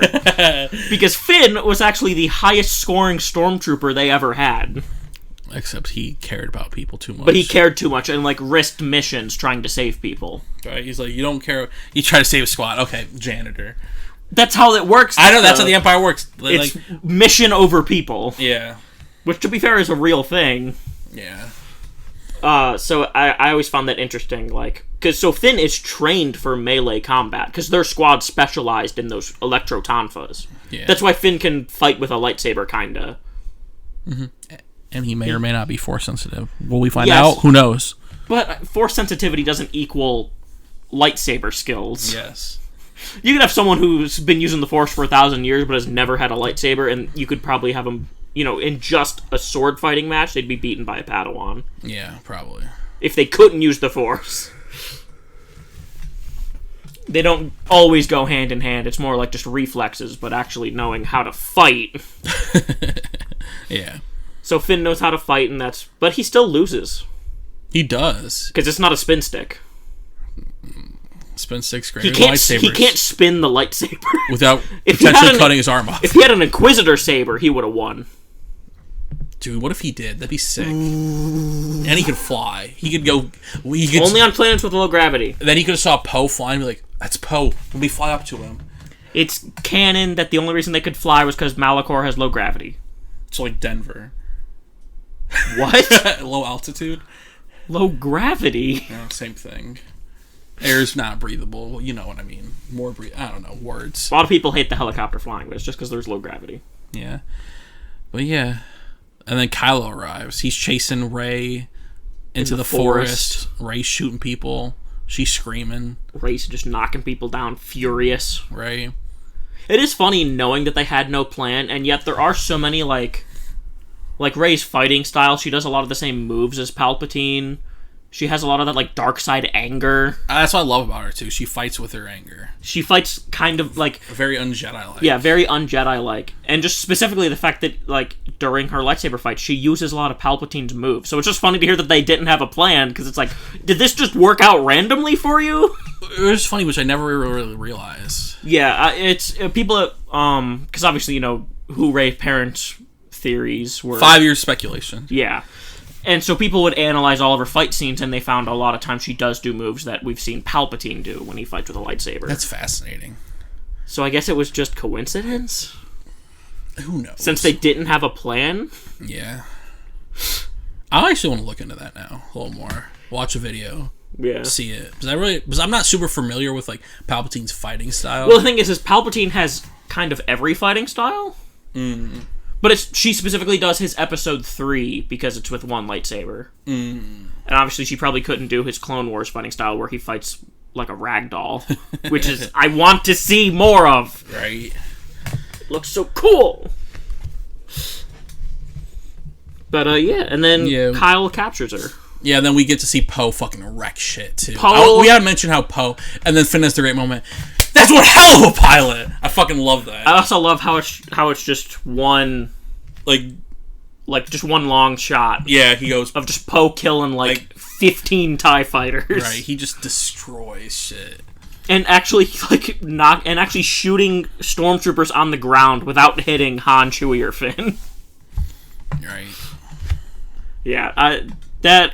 Poe, people debate, obviously, who's the best Star Wars pilot. Poe is the one we have the most... concrete evidence of him just wrecking house. Yeah.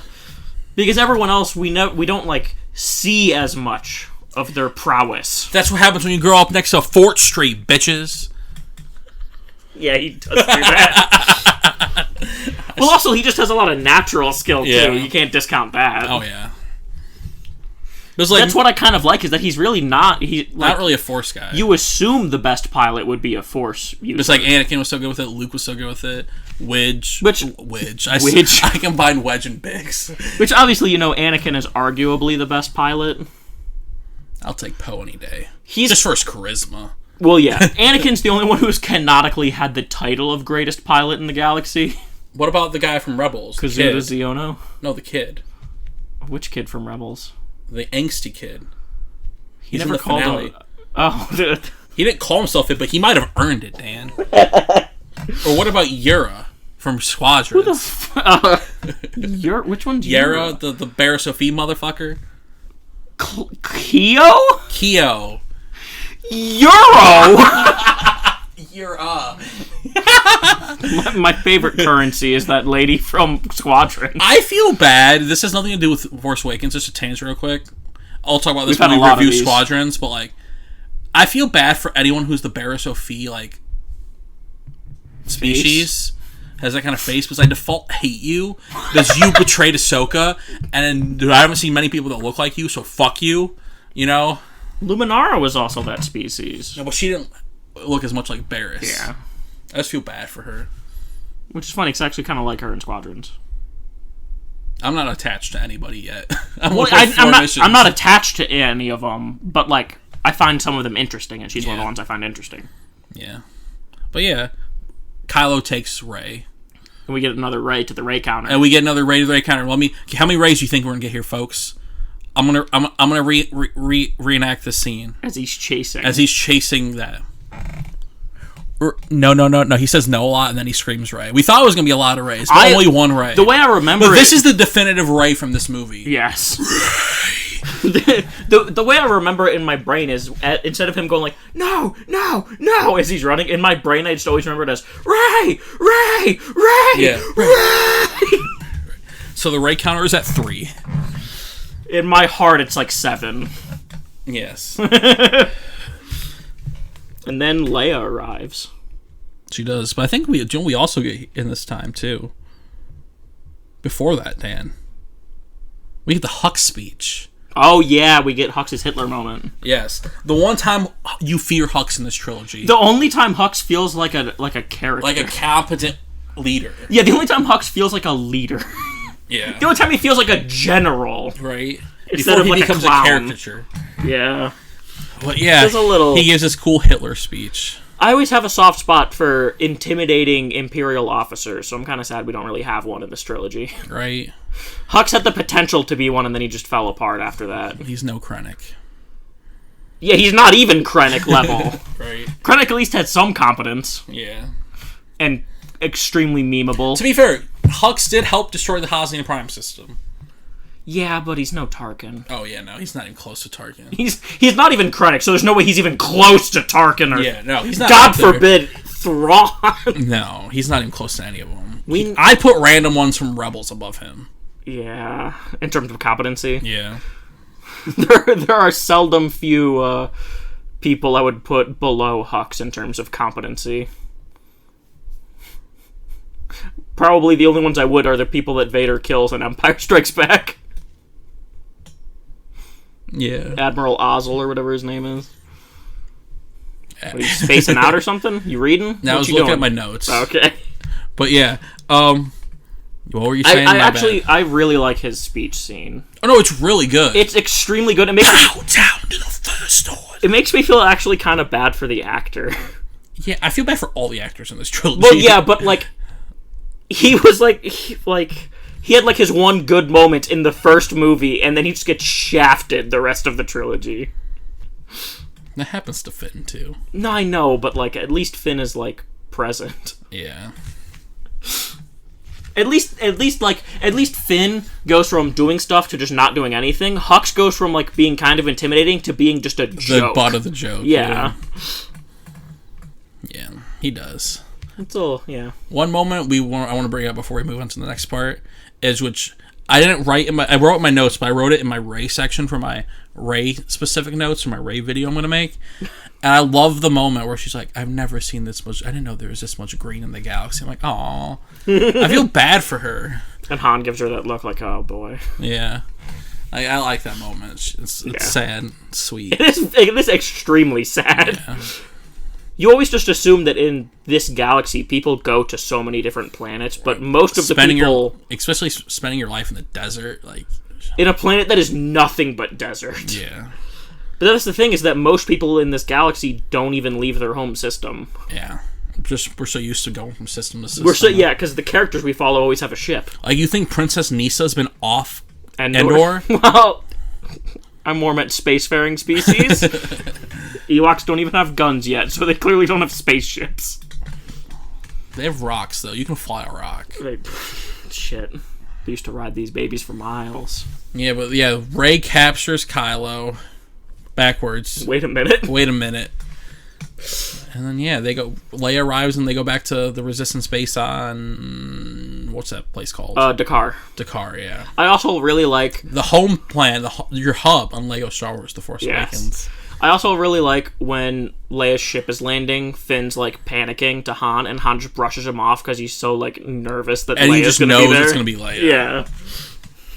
And that's where we get the great C-3PO moment. Yeah. Which is funny. It's the most it's like all the C-3PO we need in this movie. Yes, it is the most C-3PO moment a C-3PO moment could be. And it's all we need from him. You probably didn't recognize me because of my red arm. It has the same energy as that scene in Empire when Han and Leia are about to kiss and 3PO just runs in. Yeah. You're like, I fixed the hyperdrive suit!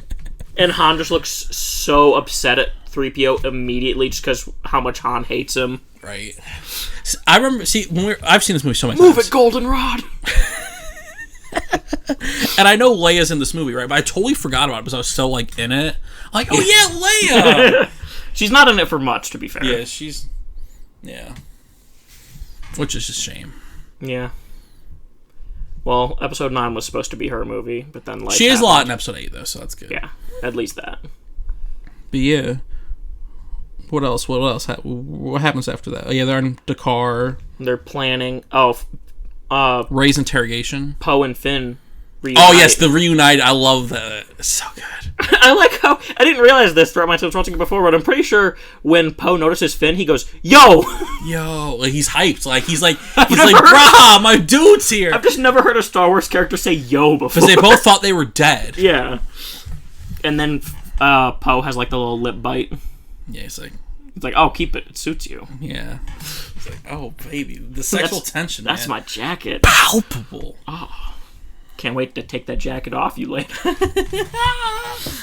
God, it's a shame. Such a shame. Especially because they were both so into the idea.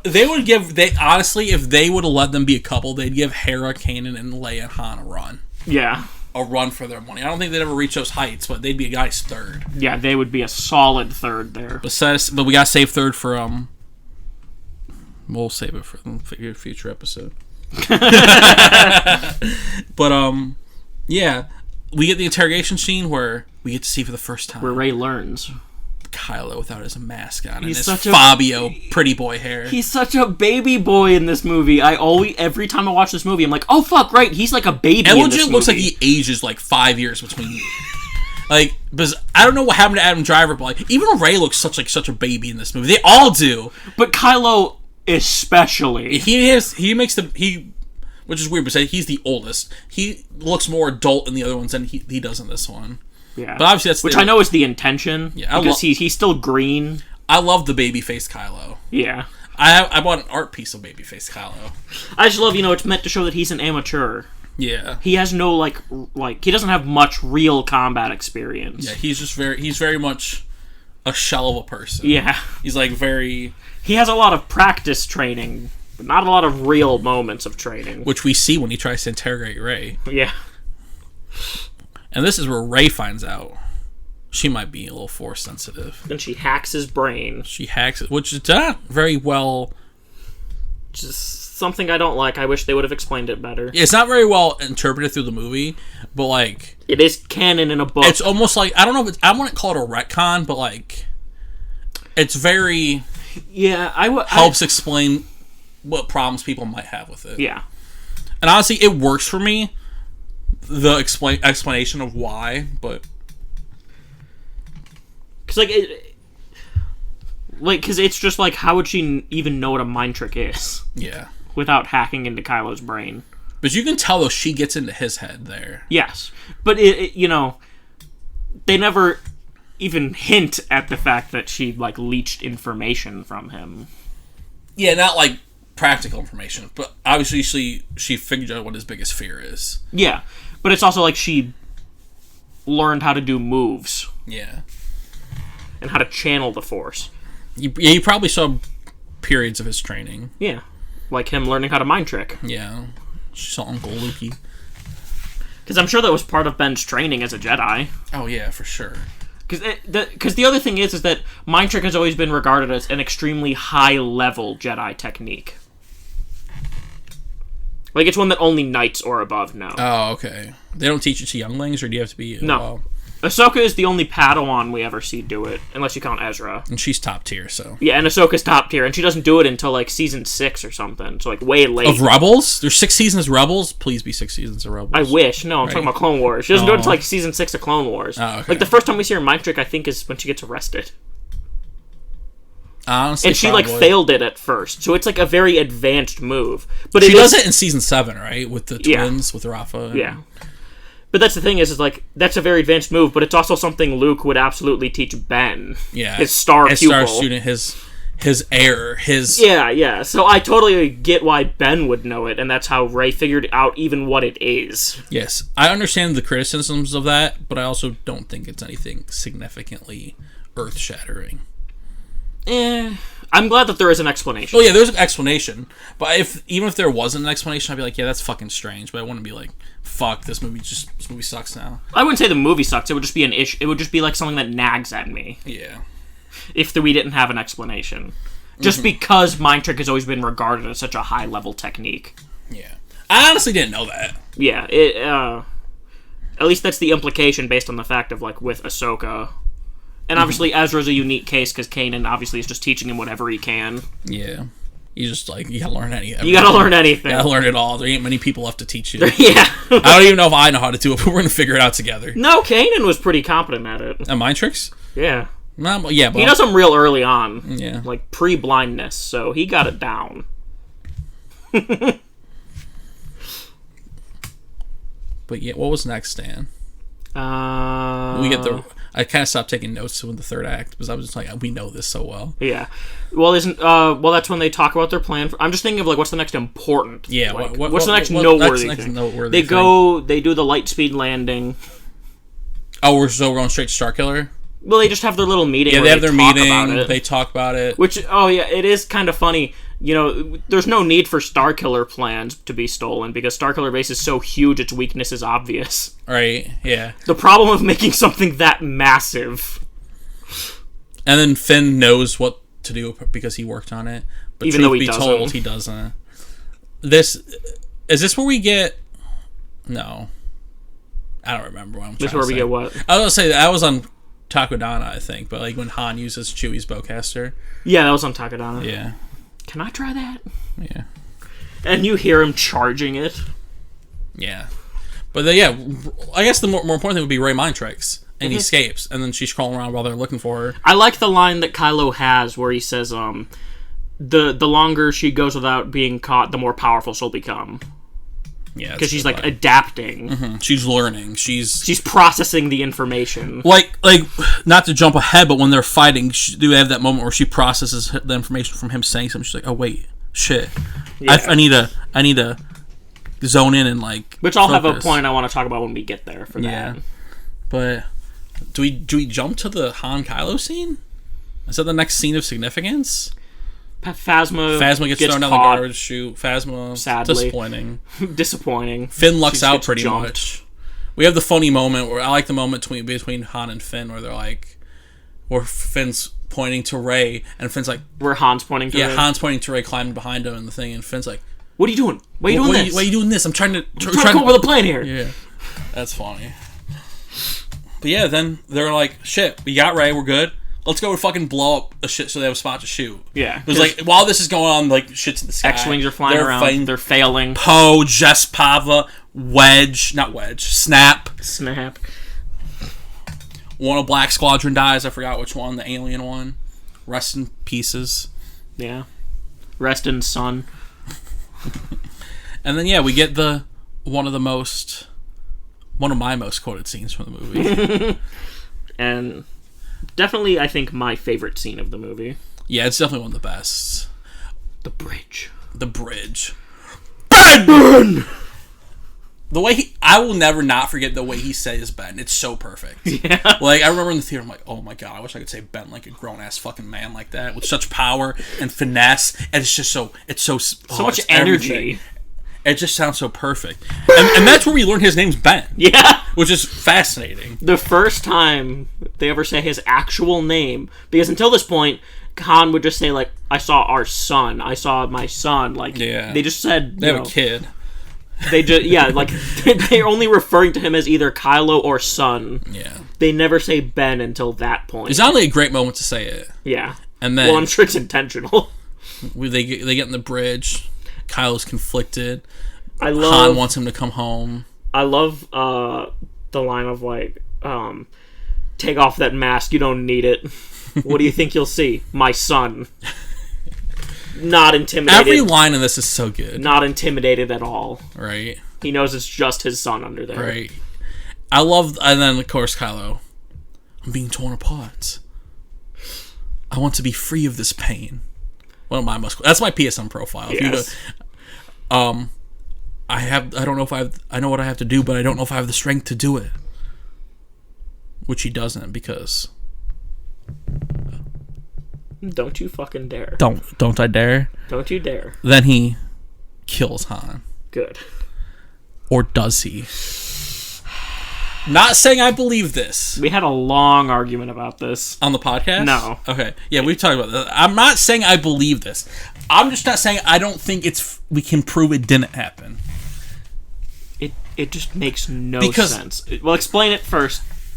I don't know if I believe this, but I believe there's reason to believe that Han ignited the saber. Because we see, obviously, I'm not going to point to The Last Jedi to help confirm this, but I'm going to, how he doesn't want to shoot Leia out of the cockpit in The Last Jedi. That's different. Obviously, he has a different relationship with his dad, and he seems to very much hate his dad. He has so much more vitriol for Han. Yeah. He never speaks poorly of Leia. Yeah. But, like...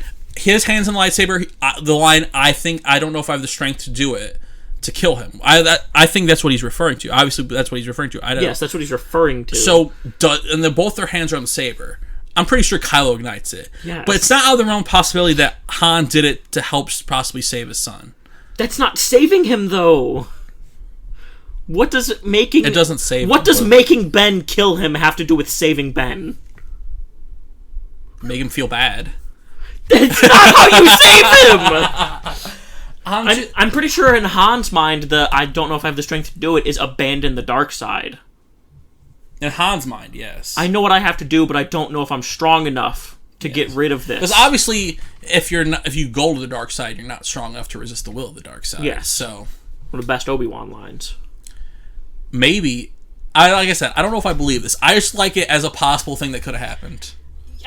I like it in an alternate realm where it made sense, but it just doesn't make sense. It doesn't really... There's no logical reason for Han to do that. To do one last thing for someone to try to get forgiveness?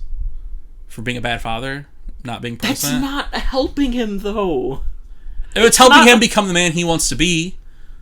A villain? He's trying to save him. Yes, but, like, Kyle is choosing his own path. Like, maybe he's, like, just accepted the fact that he's going to choose his own path and whether I agree with it or not. Like, I want to help him be who the man he wants to be. Him and Leia both believed it was Snoke that was corrupting him. Oh, Snoke was corrupting him. No, but that's what I'm saying. Like, so he doesn't believe that it's Kylo's own path that would be killing him. Yeah, that's true.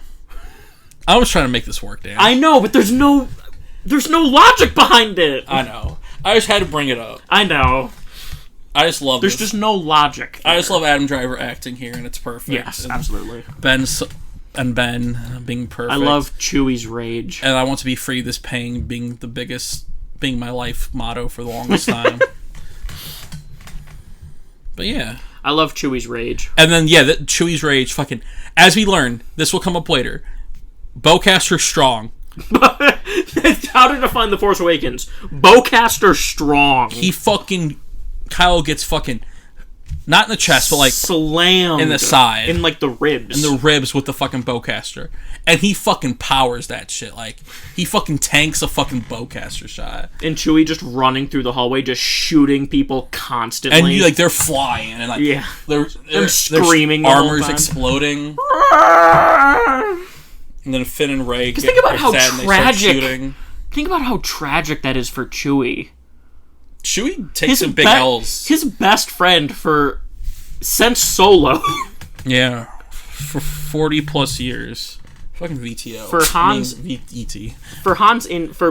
For 40 years, his best friend, he just watched him get killed by his own son. Yeah. That is brutal. Mm-hmm. Yeah, Chewie takes some big L's throughout this whole trilogy. I really hope after the trilogy, Chewie just takes some vacation sometime for himself. He really needs it. He needs to go home to Kashyyyk for a little while. Yeah, or wherever he feels comfortable. Yeah. I would hope he feels comfortable with his family. Right. Or with his new family. Yeah. That's what compounds to make that scene in Rise just so much more sad. Right. Because it's just, he's been through so much. Right. My boy. Chewie deserves so much better.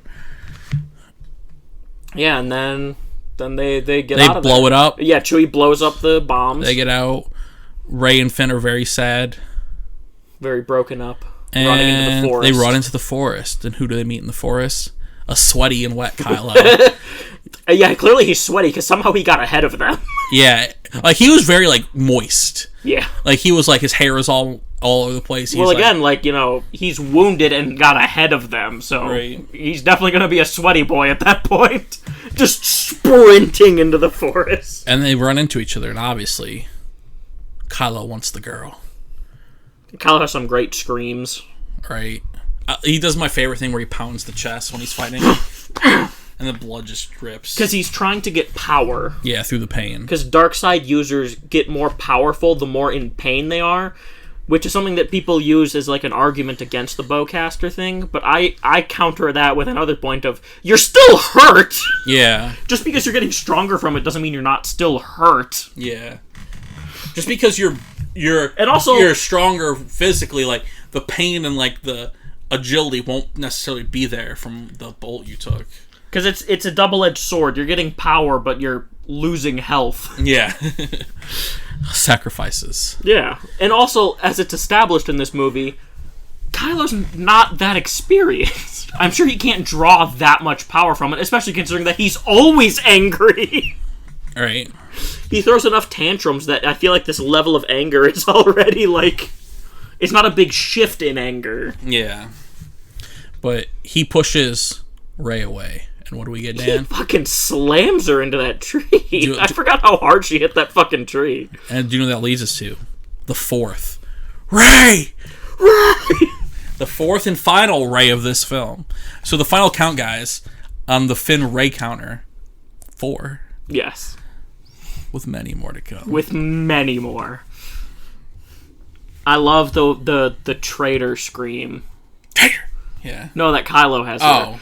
Traitor! Yeah. And then Finn and just how many times Kylo's like twirling his blade around and just the sound of it. The sound design behind his lightsaber is amazing. I love when he gets like the little thing in his Finn's arm when they're fighting. Yeah. And like just the use of everything with the lightsaber. And yeah, him and Finn fight and he kind of fucks Finn up. Finn gets one good hit on him. Finn gets shoulder. one good hit and then Kylo stops fucking around. And then literally almost cripples him. No, honestly, almost like takes his slices spine him out. in half. Yeah. Like if he was like a foot forward, he would have cut Finn vertically in half. Yeah. Would have been R-rated. Yeah. And then he's like, I need my lightsaber. Luke's lightsaber. That lightsaber belongs to me. He's trying to grab it with the Force. What's happening? It's shaking. It flies past him. Who catches it? Luke Skywalker. I knew you were going to say that. The legend! He's here to save the galaxy! No, it's Rey. Rey's better than Luke. Come at me. That's a good way to get a lot of people to come at you. Alright. If they made it this far, they're in for it. But yeah. Once you start defending Rey again... No, once you say someone's better than Luke, that's when... Yeah. But no, it was Rey, and then we get the Rey and Kylo fight. Their duel in the forest. The best fight of this movie, easily. Yeah. Well, it was only 3, really. Yeah. And then... I enjoy this fight very much. I know you have some problems with it. Yes. I have one big problem that keeps me from loving this fight. I love it. I love the moment where they're... Like... I just love the moment when Rey, like, awakens. Yeah. And, like, they have the thing, the lightsaber's on the ground, they're kind of moving it. Like, and Kylo's on the ground, they're holding it, and then they realize that moment, like, just purely from a cinematography standpoint, like, when it keeps going to both their faces with the lightsaber. Like, oh, yes. It's very beautifully shot. And then I just love it. And then Kylo dominates the first half. He had him in the first half, but Rey came back in the second. So give me your critiques and criticisms, because obviously I'm a big fan of the broadcaster being like, yeah, big fan of the what? The bowcaster thing. Because obviously people are like, oh, how did Rey beat Kylo? She's never been trained before. And I think that's a fair thing to wonder, but I feel like between the bowcaster shot, which is very damning, considering Finn got a hit on him. And her street fighting experience. And the fact that she had just awakened in the Force. Well, I feel like my biggest thing is, like, the thing that I always defend on top of the bowcaster is just that she grew up in a very dangerous place by herself. Yeah. She's had far more combat experience than Kylo. Probably, yeah. Like, real combat experience. Like, Kylo's had, like, more, like, sparring. Like, more, like, contained environments. Yeah. But, like, at least if the comics are anything to go by, a lot of times when, like, the fighting and shit got real, Luke is the one doing most of the fighting. Yeah. When he was a Jedi. Mm-hmm.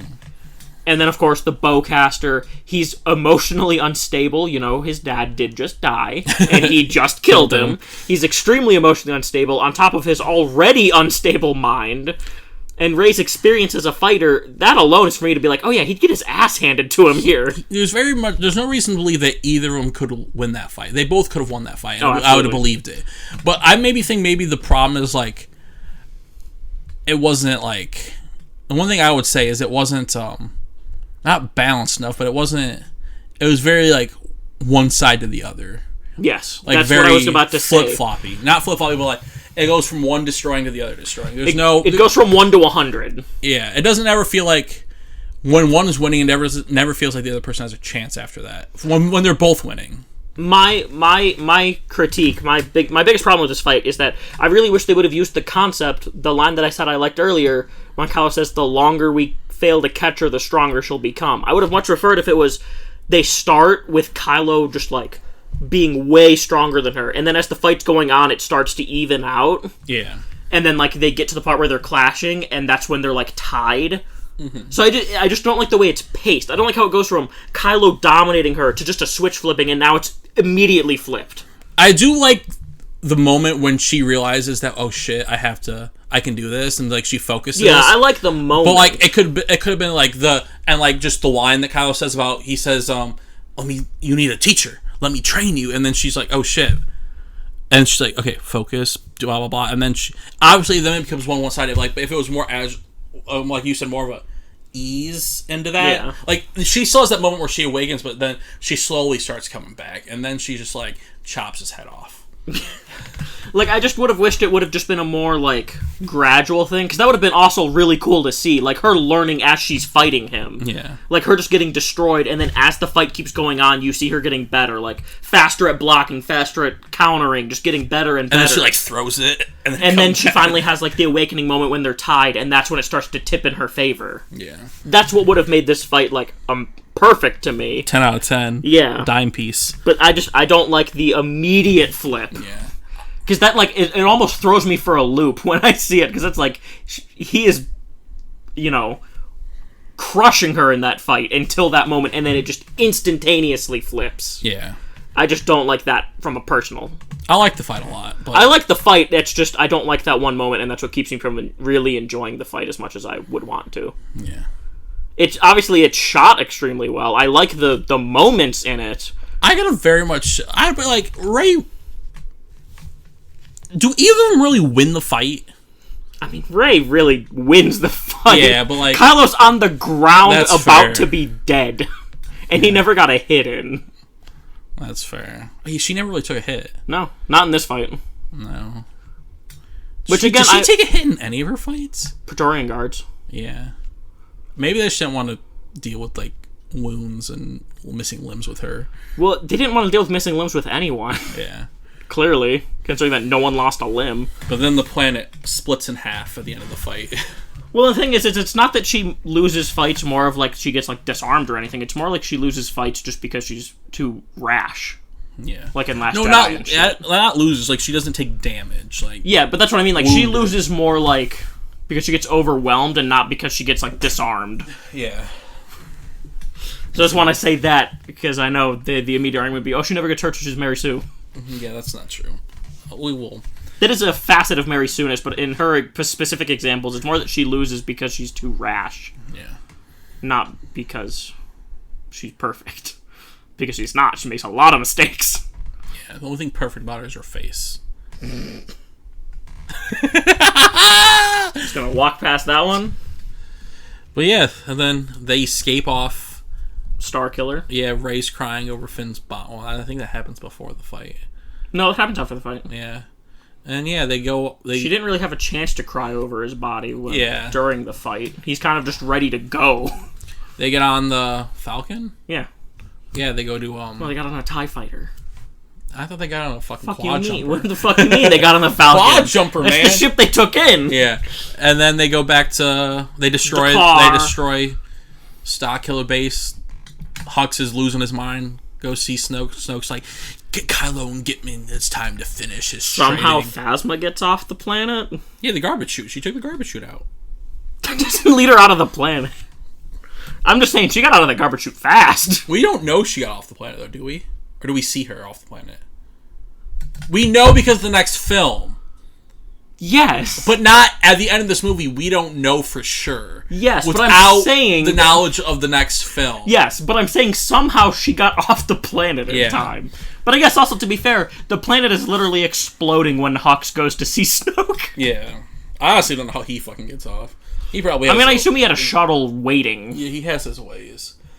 But... he was the highest ranking officer there, so I'm sure he had something waiting for him. Yeah. Like an escape ship.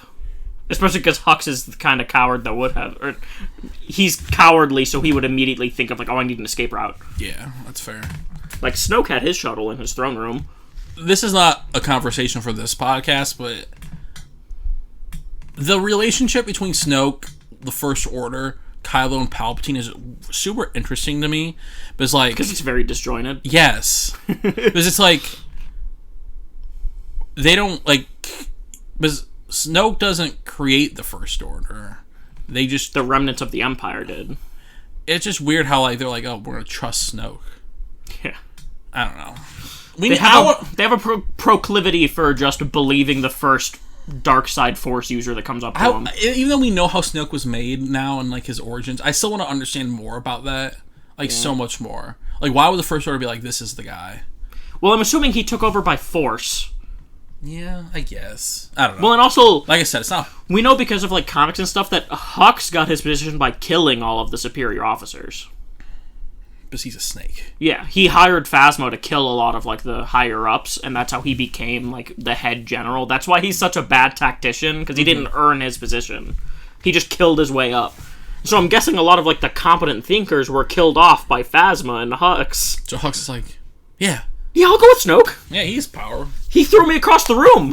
How am I not gonna... That's the thing, is I'm sure it was just Snoke showed up and started throwing people around, and they're just like, oh, I guess we follow this guy now. Yeah. I'm sure he took over by force. Probably. That's absolutely a Palpatine move to do. Yeah. That's how he controlled Newt Gunray. Get this stunted slime out of my sight! He's like, eggshell eyes, I will control you. I will work with you even though I know you are an extremely racist caricature. And then, yeah, that's pretty much it for them. I would never betray the Senate. They go to, Dakar. You say Leia Dakar. Doesn't hug Chewie. She hugs Rey. I get it. But also, my man Chewie deserves his hug. Yeah. I get it, like in terms of, like, shot, like... and, like, for, like... yeah, I get it, but like... but also, it really bugs me that she didn't give Chewie a hug. Yeah. She's like, Chewie, you lost your best friend for 40 years. I'm not going to give you a hug. Rey, you lost someone who was becoming a father figure in your life. Come here. Rey, you lost someone you met 3 days ago. Yeah. Again, I get it, but just... Chewie's one of her closest friends. Yeah. Comfort him, please! Yeah. Even if you hug Rey first, but still show us you hugging Chewie. Yeah. Even JJ said that was like a mistake, not having her hug Chewie or like even interact with Chewie when he shows back up after Han died. You wouldn't at least just be like, dude, you okay, buddy? But you know what happened next? Leia would know better than anyone. She would. Leia knows stuff.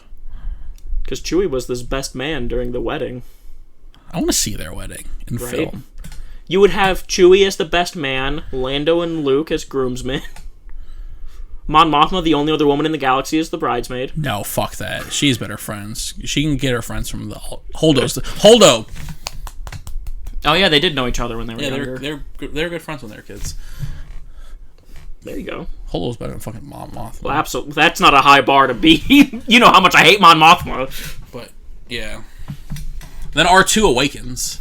Out of his slumber. The R2 is a very strange part of this trilogy. The fact that R2 is basically in a coma throughout this whole trilogy is fucking weird. But they do have the last piece to Luke Skywalker, and what do?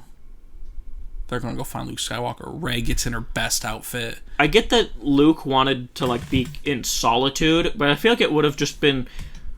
I guess also they wouldn't have had a way to explain how they got the map, but I feel like it would have made more sense for R2 to just be with Luke. Yeah.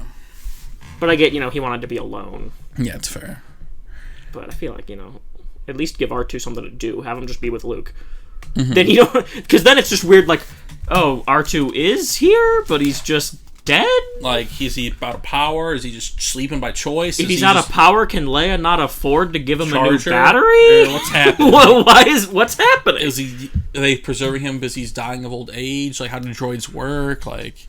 But yet 3PO isn't dying of old age. Yeah, it's weird. It's really strange. And 3PO was built by a 10-year-old. Maybe this is what happens when droids are depressed. Because your best friend's gone. I guess. I don't know. It's weird.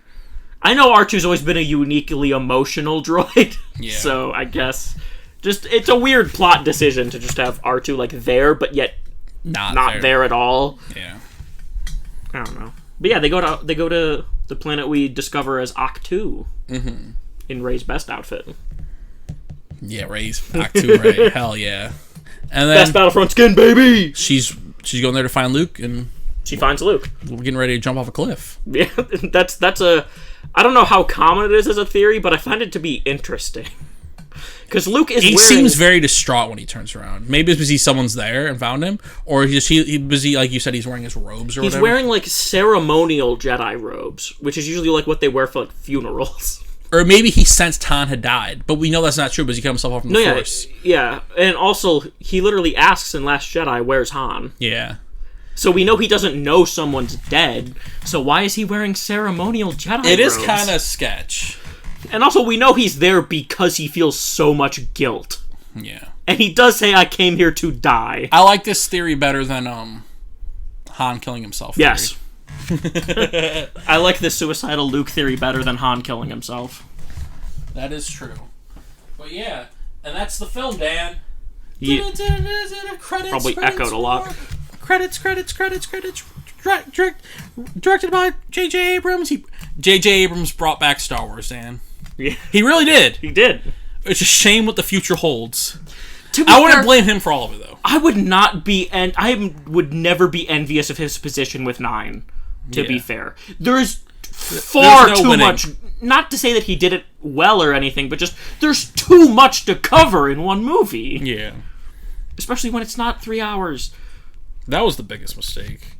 Well, that wasn't his choice, though. The biggest mistake was not having it be more than 3 movies. Yeah, but at the very least, have the third one as 3 hours. But I fucking love this movie. Yes, I adore The Force Awakens. I fuck with this movie on a deep personal level. So I'm kind of just vibing with this movie, vibing, man. Me and this movie just get together and vibe sometimes, I'm not gonna lie, he's kind of just straight up vibing with The Force Awakens. Straight up vibing. I'm vibing in Maz's watering hole with the stoner band. So Dan, it's time then to do our 3 ending segments. One of our segments has 3 parts, but we have 3 ending segments. Do we rank the movies or the fights first? Movies. Is it movies first? That's what it was in the final video, so we're doing that. Okay, I couldn't remember what order we did these in. So, it is time to rank the movies. So, Dan, We haven't done this in a while, so let me update you. I legitimately do not remember on our current rankings. Because I know almost none of them are in the same place as they are on my personal list. Number 8, The Phantom Menace. Number 7, Attack of the Clones. Number 6, Solo, a Star Wars story. Number 5, A New Hope. Number 4, Revenge of the Sith. Number 3, Return of the Jedi. Number 2, Rogue One, a Star Wars story. Number 1, Empire Strikes Back. I'm honestly surprised that Jedi is above Sith. Pretty sure you're the one that put it there. I probably did. Because in my list, Revenge of the Sith is number 1. So clearly, you're the one that put Return above Revenge. That's fascinating. As long as Rise isn't above Revenge. Oh, fuck no. Dude, no future spoilers, but I'm going to fight for that thing to be so fucking low you don't even understand. But also, rewatching might change things. I'll have to be the one that has it raised. Yeah. So, where are you thinking for... I'll put this here so you can see it. I know you just read it, but I was taking a drink break. Where are you thinking for The Force Awakens?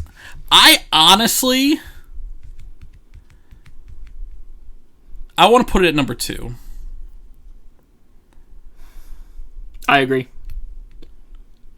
That's actually exactly where I was thinking. Okay. Because I know, like, if we would have talked this a year ago, Rogue One was higher than Force Awakens for you. Yes. But I love Force Awakens. Yeah. I think on my personal list, I would probably still put Rogue One above it, but I have no issue putting Force Awakens above Rogue One. I don't feel comfortable putting Force Awakens above Empire. No, I would not either. Yeah. So that's not a compromise because we're both perfectly content with where it is, but yeah. So, but yeah. Okay, guys, it's coming at number 2. Now, now the new rankings. Number 1, Empire. Number 2, The Force Awakens. Number 3, Rogue One. Number 4, Return of the Jedi. Number 5, Revenge of the Sith. We'll move up in the future episodes, maybe if we need to make a deal. Number 5, A New Hope. Number 6, Solo, a Star Wars story. No, I'm reading that. I got off track. But you know the rest. Number 7, Solo. 8, Attack of the Clones. 9, Phantom Menace. Yeah, I was reading it verbatim. Yeah, the thing is we just have an image of, and it just has the numbers next to it because it's like the ranking image. So whenever we insert something in there, we get the numbers fucked up. Right. Yeah, I fucking love this movie, man. It's a treat to watch this movie every time I do. Yeah. It's been too long. I almost watched it a few weeks ago. I don't know if you noticed when we started, it said restart. Yeah. And I'm like, I started watching it, and I just ended up not being in the mood that I thought I was. But this one, Dan, right here, this next list, I'm going to have to take notes for when you re-edit this. This is going to be a fascinating one. And also within ranking the movies, we've been ranking the fights. And which there are so many. As of this moment, there are 15. And we're adding 3 to it? We're adding 3 to it. So should I read all these off? Or should we look at it, put them where we think they go, and then read it all? Yeah, read it all after we put them all on. Okay. Just because there's too many to read through it twice. Yes. So, we got... You make your... well, let's do them one at a time. Let's do the least important fight, the most important fight last, though. Yes. First fight we'll do is... Obviously. The first fight we'll do is... Traitor versus FN2187. No, he's Finn at that point. I don't care. Finn versus FN2199. Would it be above Obi-Wan versus Grievous? Just for the meme quality of it? It's so sad because I don't hate the Obi-Wan versus Grievous fight. It just makes Grievous look like a bitch. Yeah. So that's why honestly, this has to be second to last then. I don't want to put it above anything else, honestly. Well, absolutely. I didn't want it above anything else. I was debating as to whether to put it as last or above Obi-Wan vs. Grievous. That was my debate. Yeah, let's put it last. No, let's put it 14. Or not last anymore. Obi-Wan Grievous still last. Just because Grievous goes out like a fucking bitch. I know, he's so cool. Okay. I don't think any of the other fights will be that low. No. And then Traitor versus Finn. This is for when you make the new one. I'm just writing it down. Okay, yeah, so... Okay. Then Finn versus Kyle. You're the one who can see the specific fights. It's reversed for me, so I can't read any of them. honestly, it goes right above it, right? Because I like Obi-Wan vs. Vader, even though it's outdated. See, that, honestly, in my personal list, Obi-Wan vs. Vader would be the dead bottom. So you would put this above Obi-Wan vs. Vader? I'd put literally everything above Obi-Wan vs. What Vader. about Obi and Annie versus Dooku? Would you put the Kylo versus Finn? No. Yeah, let's just put it next then. So, where is it going? Right above Traitor versus Finn. Okay. Because I like the... Now the one that's actually going to go pretty higher in the rankings. Yeah. So now the final one. Starkiller Base. Starkiller Base. Kyle versus Rey. Which there will be like 6 of on this list. I know you probably won't want this as high as I put it, but... Yeah. I will put it at number 6. Between Luke vs. Vader and Obi-Wan vs. Jango.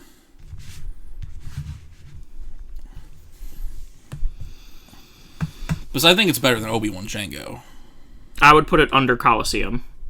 Under Coliseum? Yes. That's where I would put it. Personally. Just for my own personal grievances. So are we going to compromise and put it at 7 then? In between Obi-Wan vs. Jango and 7 in the Coliseum? That sounds about right to me. Okay. Perfect. Okay, I'm going to try to read this and write it and not waste podcast time. So, our new rankings. Number 1, Vader versus Rebels in Rogue One. The hallway. Number 2, Obi-Wan versus Anakin, Episode 3. Number 3, this is weird. What? Writing it and trying to talk of it all. Oh, yeah. Number 3, Luke versus Vader. Number 4, Duel of the Fates. Number 5, Luke vs. Vader Episode 6. Number 6, Obi-Wan vs. Jango. Number 7, Rey vs. Kylo. Number 8, Yoda vs. Palpatine. No. Number 8, Coliseum. Number 9, Yoda vs. Palpatine. Number 10, Windu vs. Palpatine. Number 11, Han vs. Kira vs. Dryden. Number 12, Troop vs. Troopers. Number 13, Obi and Annie vs. Dooku. Number 14, Obi-Wan vs. Vader. Number 15, Kyle vs. Finn. Number 16, the trio vs. Dooku. Yes. Number 16, Traitor vs. Finn. Number 15, Obi-Wan vs. Grievous. There you go. It'll be on screen. It'll be on screen. That was complicated. If you're listening to audio, I'm sorry. There's not much we can do. It's a long fucking list. Yeah. And trying to figure out where things were. Yeah, when we have them numbered in the image we're looking at and adding things in it when we can't, like... Yeah. Because for some reason I no longer have the, like... I should have put this in, like, a spreadsheet so we would have had an easier time just, like, moving things around to count them easier. I'm not going to lie, Dan. You're going to make this a moment we finish this video so we don't fuck it up. Because it's super easy. You just take the one you already have and just add it. No, I don't have any of them. I thought you had one. That was very outdated, though. No, I don't have I just have the image. I don't have the file. I have to remake it from, like, square one. Okay. But, yeah. That's that. That's why we couldn't look at one, like... that's capable of being edited immediately. Otherwise, we wouldn't be having this problem right now. Yeah. Also, just something I remember saying before we recorded that I really wish we would have thought of, just because I think it would have been a funny bit.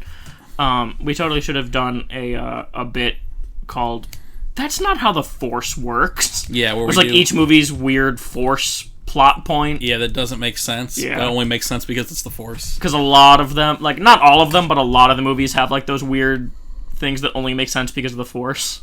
Yeah. That's funny. We didn't think of it ahead of time, though. Okay. Like, we didn't think of it back last year. Right, when we were... God, we were so dumb. We were so uncreative back then. Fucking dumb. But Dan... Dummy thick, am I right? It's time for a... I've been told I'm dummy thick. I have been informed. And you don't know what... No, I'm not going to continue where I was going with that. I know where it was going. But here's the final.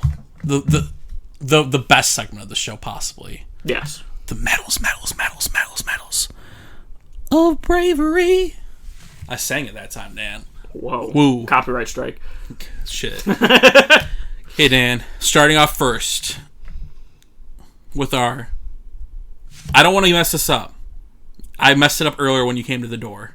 How did this happen? We're smarter than this. Which, if you don't know, is the worst moment in this movie. The one that's like, what? Shaking your head. The one that's like, what the hell? What the hell happened? The most classic example is the Gungan in episode 1 or 2. Episode 1. I was also thinking this scene where Han gets his last name in Solo. Oh yes, that was the one.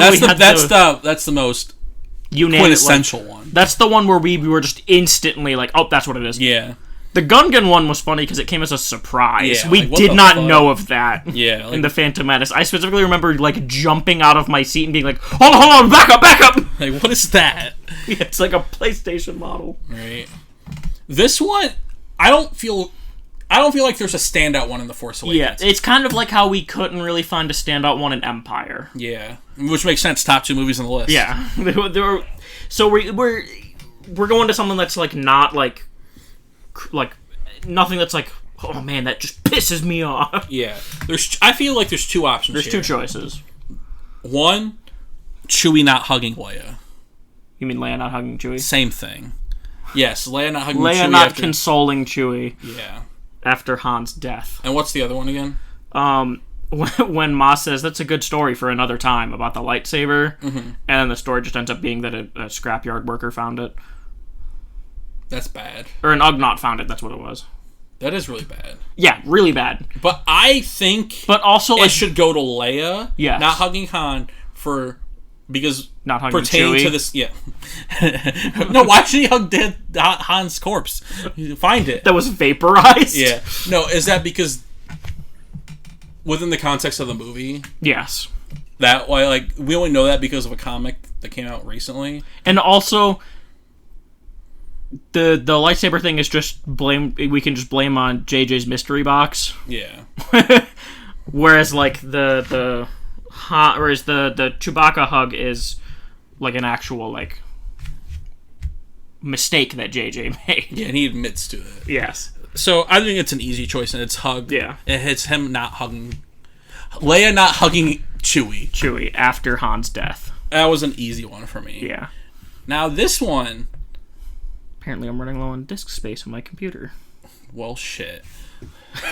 Now this one's a little more complicated. The second one. That's so wizard. That's so wizard moment. I didn't think of the name for a minute. Right? Like, what the fuck was the title of this? I Which knew goes I liked to it. the best moment from the movie. Duel of the Fates, like just naming ones from other movies. Jabba's Skiff, Duel of the Fates. Like honestly, next one's gonna be a tough battle between 2. Yeah. 3. There's a lot of good ones. You're forgetting about the tit scene. Oh yeah. Make that 4. No. Moof Milker. What was the one for Empire? Do you even remember? What was the one from Solo? That would be the fun one to see if we can remember. Even though this podcast is probably getting long, we need to wrap up. But what was the one from Solo? I think it was the train sequence, wasn't it? Oh yeah, it was the train sequence. What was the one from Empire? Probably their fight. Did we give it to I Am Your Father? Probably. I don't remember. Yeah, I don't remember. But the thing with the ones that are like consistently good, it's like in my brain I don't think of like one particular standout moment. Like when I think of this or Empire, I just think of like the whole movie as being good and not like one particular scene. So like it's easy for like Attack of the Clones. Do you think of the good moment in Attack of the Clones? Do you think Coliseum? Yeah. Is that even what we gave it to though? I don't think so. But I just mean in general, like it's harder for me to think. I thought we gave it to them cutting the worm off Padme. The Zam put on him. The Anakin's physics-defying technique. That's how you know he's a master swordsman. Flailing in front of her with a lightsaber and not touching her. Okay, yeah. I'm gonna throw some out here. Okay. Yeah, toss some. Throw some at me. Mainly because the theater experience, the garbage will do. Where they find the Millennium Falcon. That's just a great moment. Another moment I'm gonna fly out there is when Poe sees Finn and bites his lip. The sexual tension! You can cut that tension with a knife. And then obviously the Han and Ben scene. The bridge.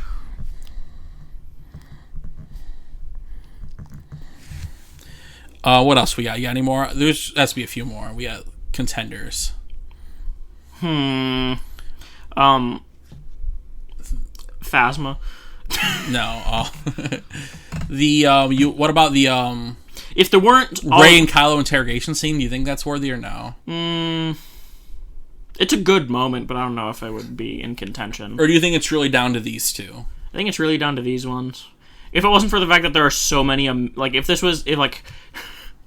the Hitler speech was in like Attack of the Clones, I would fight for that. That's actually a good moment. That's a really good moment, but it can't compete with these scenes. Yeah. And honestly, I'm gonna fight for the bridge. That's fair. Because the thing with the garbage will do scene, both of us have so much love for it, mostly because of the theater experience. Yeah. Or like that's why it's in contention for us personally. Mm-hmm. And I feel like when you look at the movie just as the movie without our own personal theater experience, the clear winner is the bridge. Yeah. I'm gonna fight for the garbage will do. Okay. Shit, I don't know how to. I'm not gonna be mad if either of these win, but I just like the surprise factor and like you said, the theater experience. Yeah. It's like a once in a lifetime. Yeah. Experience. Like it made you feel a certain way, and it was just it's super personal. It's super personal, yeah. And like the group thing, and because like I expected Han to die. But the way it was handled was kind of brilliant. And it was done. And just like... And I mean, how much you identify with all of Kylo's lines. Yeah. Like, starting from BURN! Yeah. All the way to, like, when Chewie shoots Kylo, that entire sequence is, like, perfection. Yeah. See, the only thing I feel... I'm not going to discredit any scene in this movie, but I feel like this movie doesn't have a lot of great moments, but it's a ton of good moments. Yeah. That's why it's so hard to find, like, the top one. Yeah. Because they're all so good together. Fight for the other one. What? Fight for yours. Oh, I was already defending it. Oh, you just did? Yeah, like, it's... Oh, well, because my argument is, like, if you look at it from, like, anyone else's perspective, I feel like it's unarguably... Unarguably what?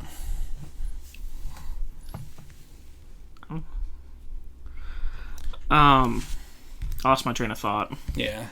What was I saying? Yeah, I don't know. I'm like, defend yourself. Oh, yeah. Why is your segment... Oh, no. It's hard, though, because, like... I'm getting my train back. I love that scene, too, mainly because I relate to Kylo so hard in that moment. Like, I want to be free of that pain, too. Yeah. Because I feel like it's... Because apparently the universe does not want us to be free of this pain. We just crashed. Okay, so, I actually didn't fully explain this to you either because I wanted to explain it on video. Uh-huh. It wasn't that it crashed. You know how, like, half an hour ago I said, I'm running out of storage space? Yeah. You ran out of storage? It said there is no storage space anymore and closed Audacity. Why is there no storage? Because when I downloaded Audacity, the default saving path is to the C drive, which isn't the one that I put in manually. And the C drive is only like 200 gigabytes on this laptop. So you had to put it to the other one? No, I just went and deleted a bunch of shit off of it. I have like 10 gigs now on it, so more than enough for this. Because I was at like a couple hundred megabytes. That's funny. And I'm gonna have to change the default path to my D drive because that's 2 terabytes. So I'm glad we didn't lose it though. I would have this series might have never came back, or it might have been another year. Because I don't know if I had it I couldn't have done this podcast again. Yeah, especially in time for our 1 year anniversary. So also that's why one of the ears just cut out. Yeah.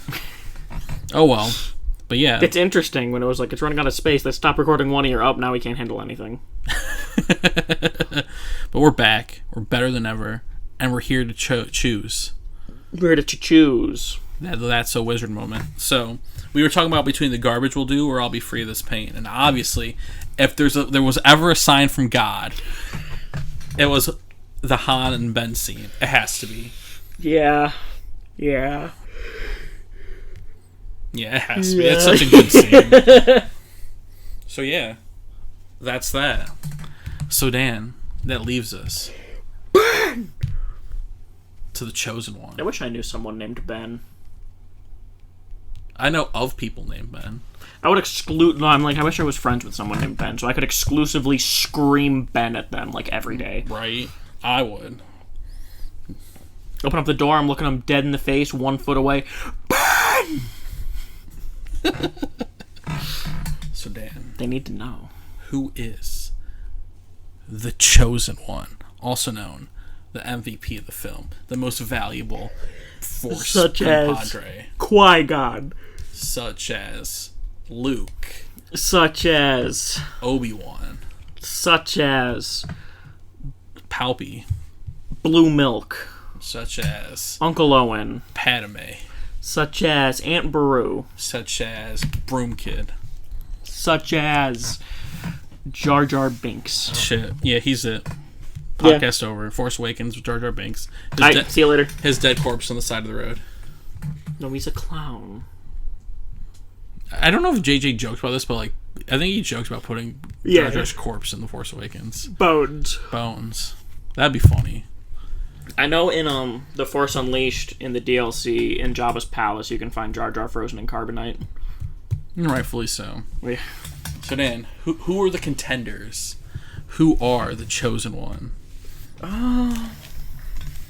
Really, I think the 3 contenders would be Ben or Kylo? Yeah, Kylo in this. Honestly, Han too. Han's really good. Yeah. Kylo.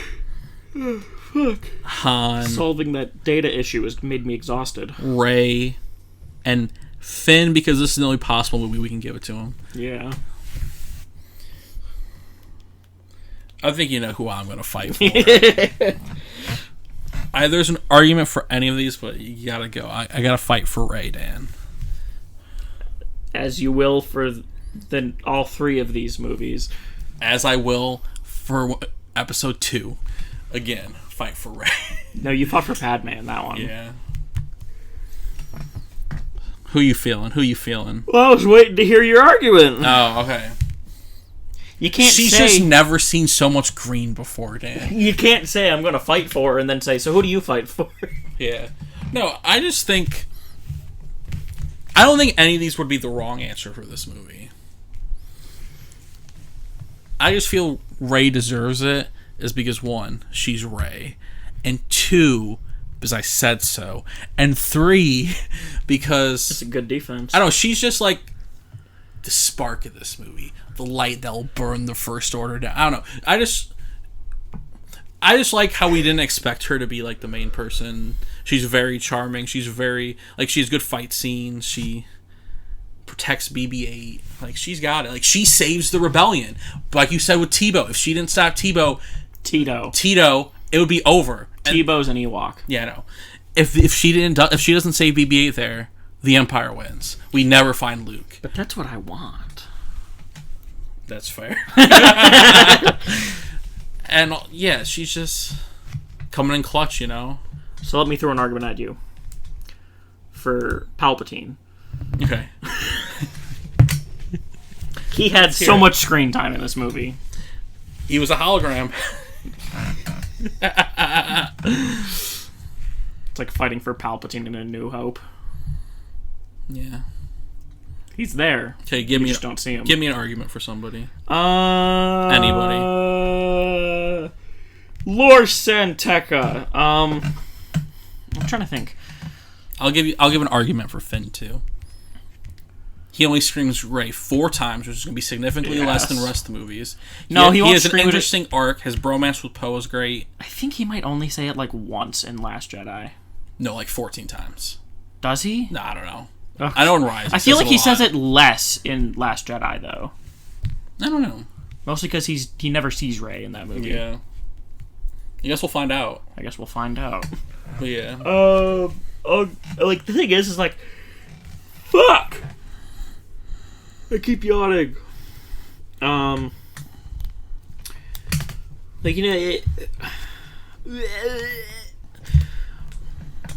trying to like formulate an argument, but it's like this. I feel like this is very similar to. It's hard. I know it's hard to vote against Rey. No. I feel like this is very similar to why it was hard to pick the That's So Wizard moment, is that, like, everyone's good, but I feel like no one is, like, particularly, like, holy shit. Yeah.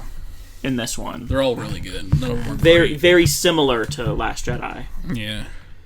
Like, and they all get better, too. And they all have, like... Except Finn. And Han, because he's dead. But, yeah. Yeah. I don't know. His last scene's pretty good, though, and later. Yeah. And later. Like, you know... But honestly, man...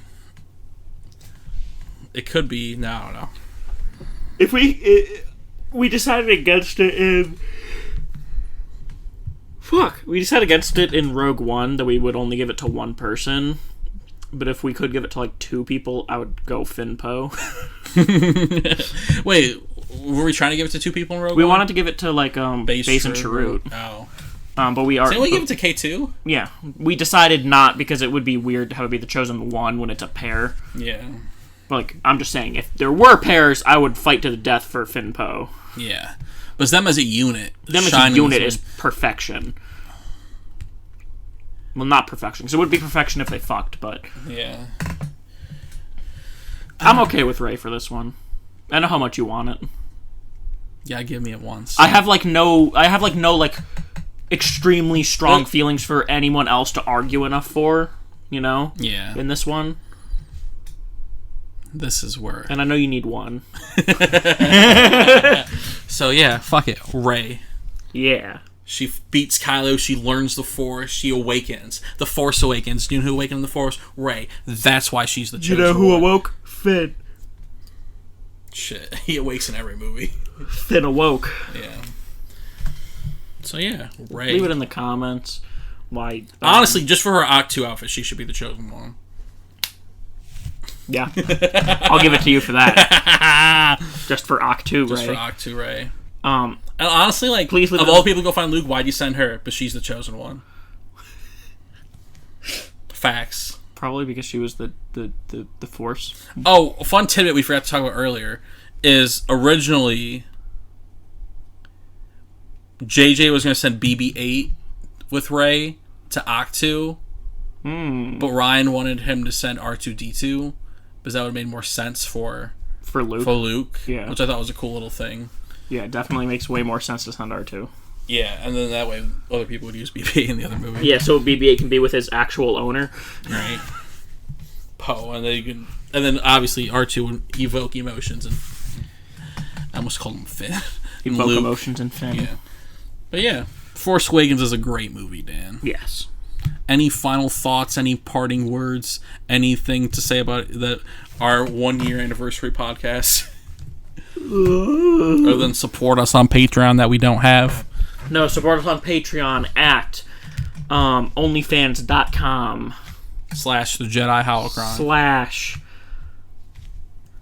/ Dumpy / Thick Daddy Palpatine. You'll find it. That's my username on OnlyFans. Right. It's my account. Thick Daddy Palpatine, the Sith Holocron. Yeah. That's future reference. That's my full name. We just don't say it at the beginning of every episode just because it's a bit too long. Yeah, it's a bit wordy. It's a mouthful. Bit wordy, so we just shortened it to the Sith Holocron. For those of you who see this episode, know. Full name. I already forgot it. Thick Papa Palpatine. Dumpy. Thick Dumpy Papa Palpy. Yeah. Closing thoughts. Thank you to anyone who's watched this video this far. Or at all in the last year. Thank you to anyone who's watched a video.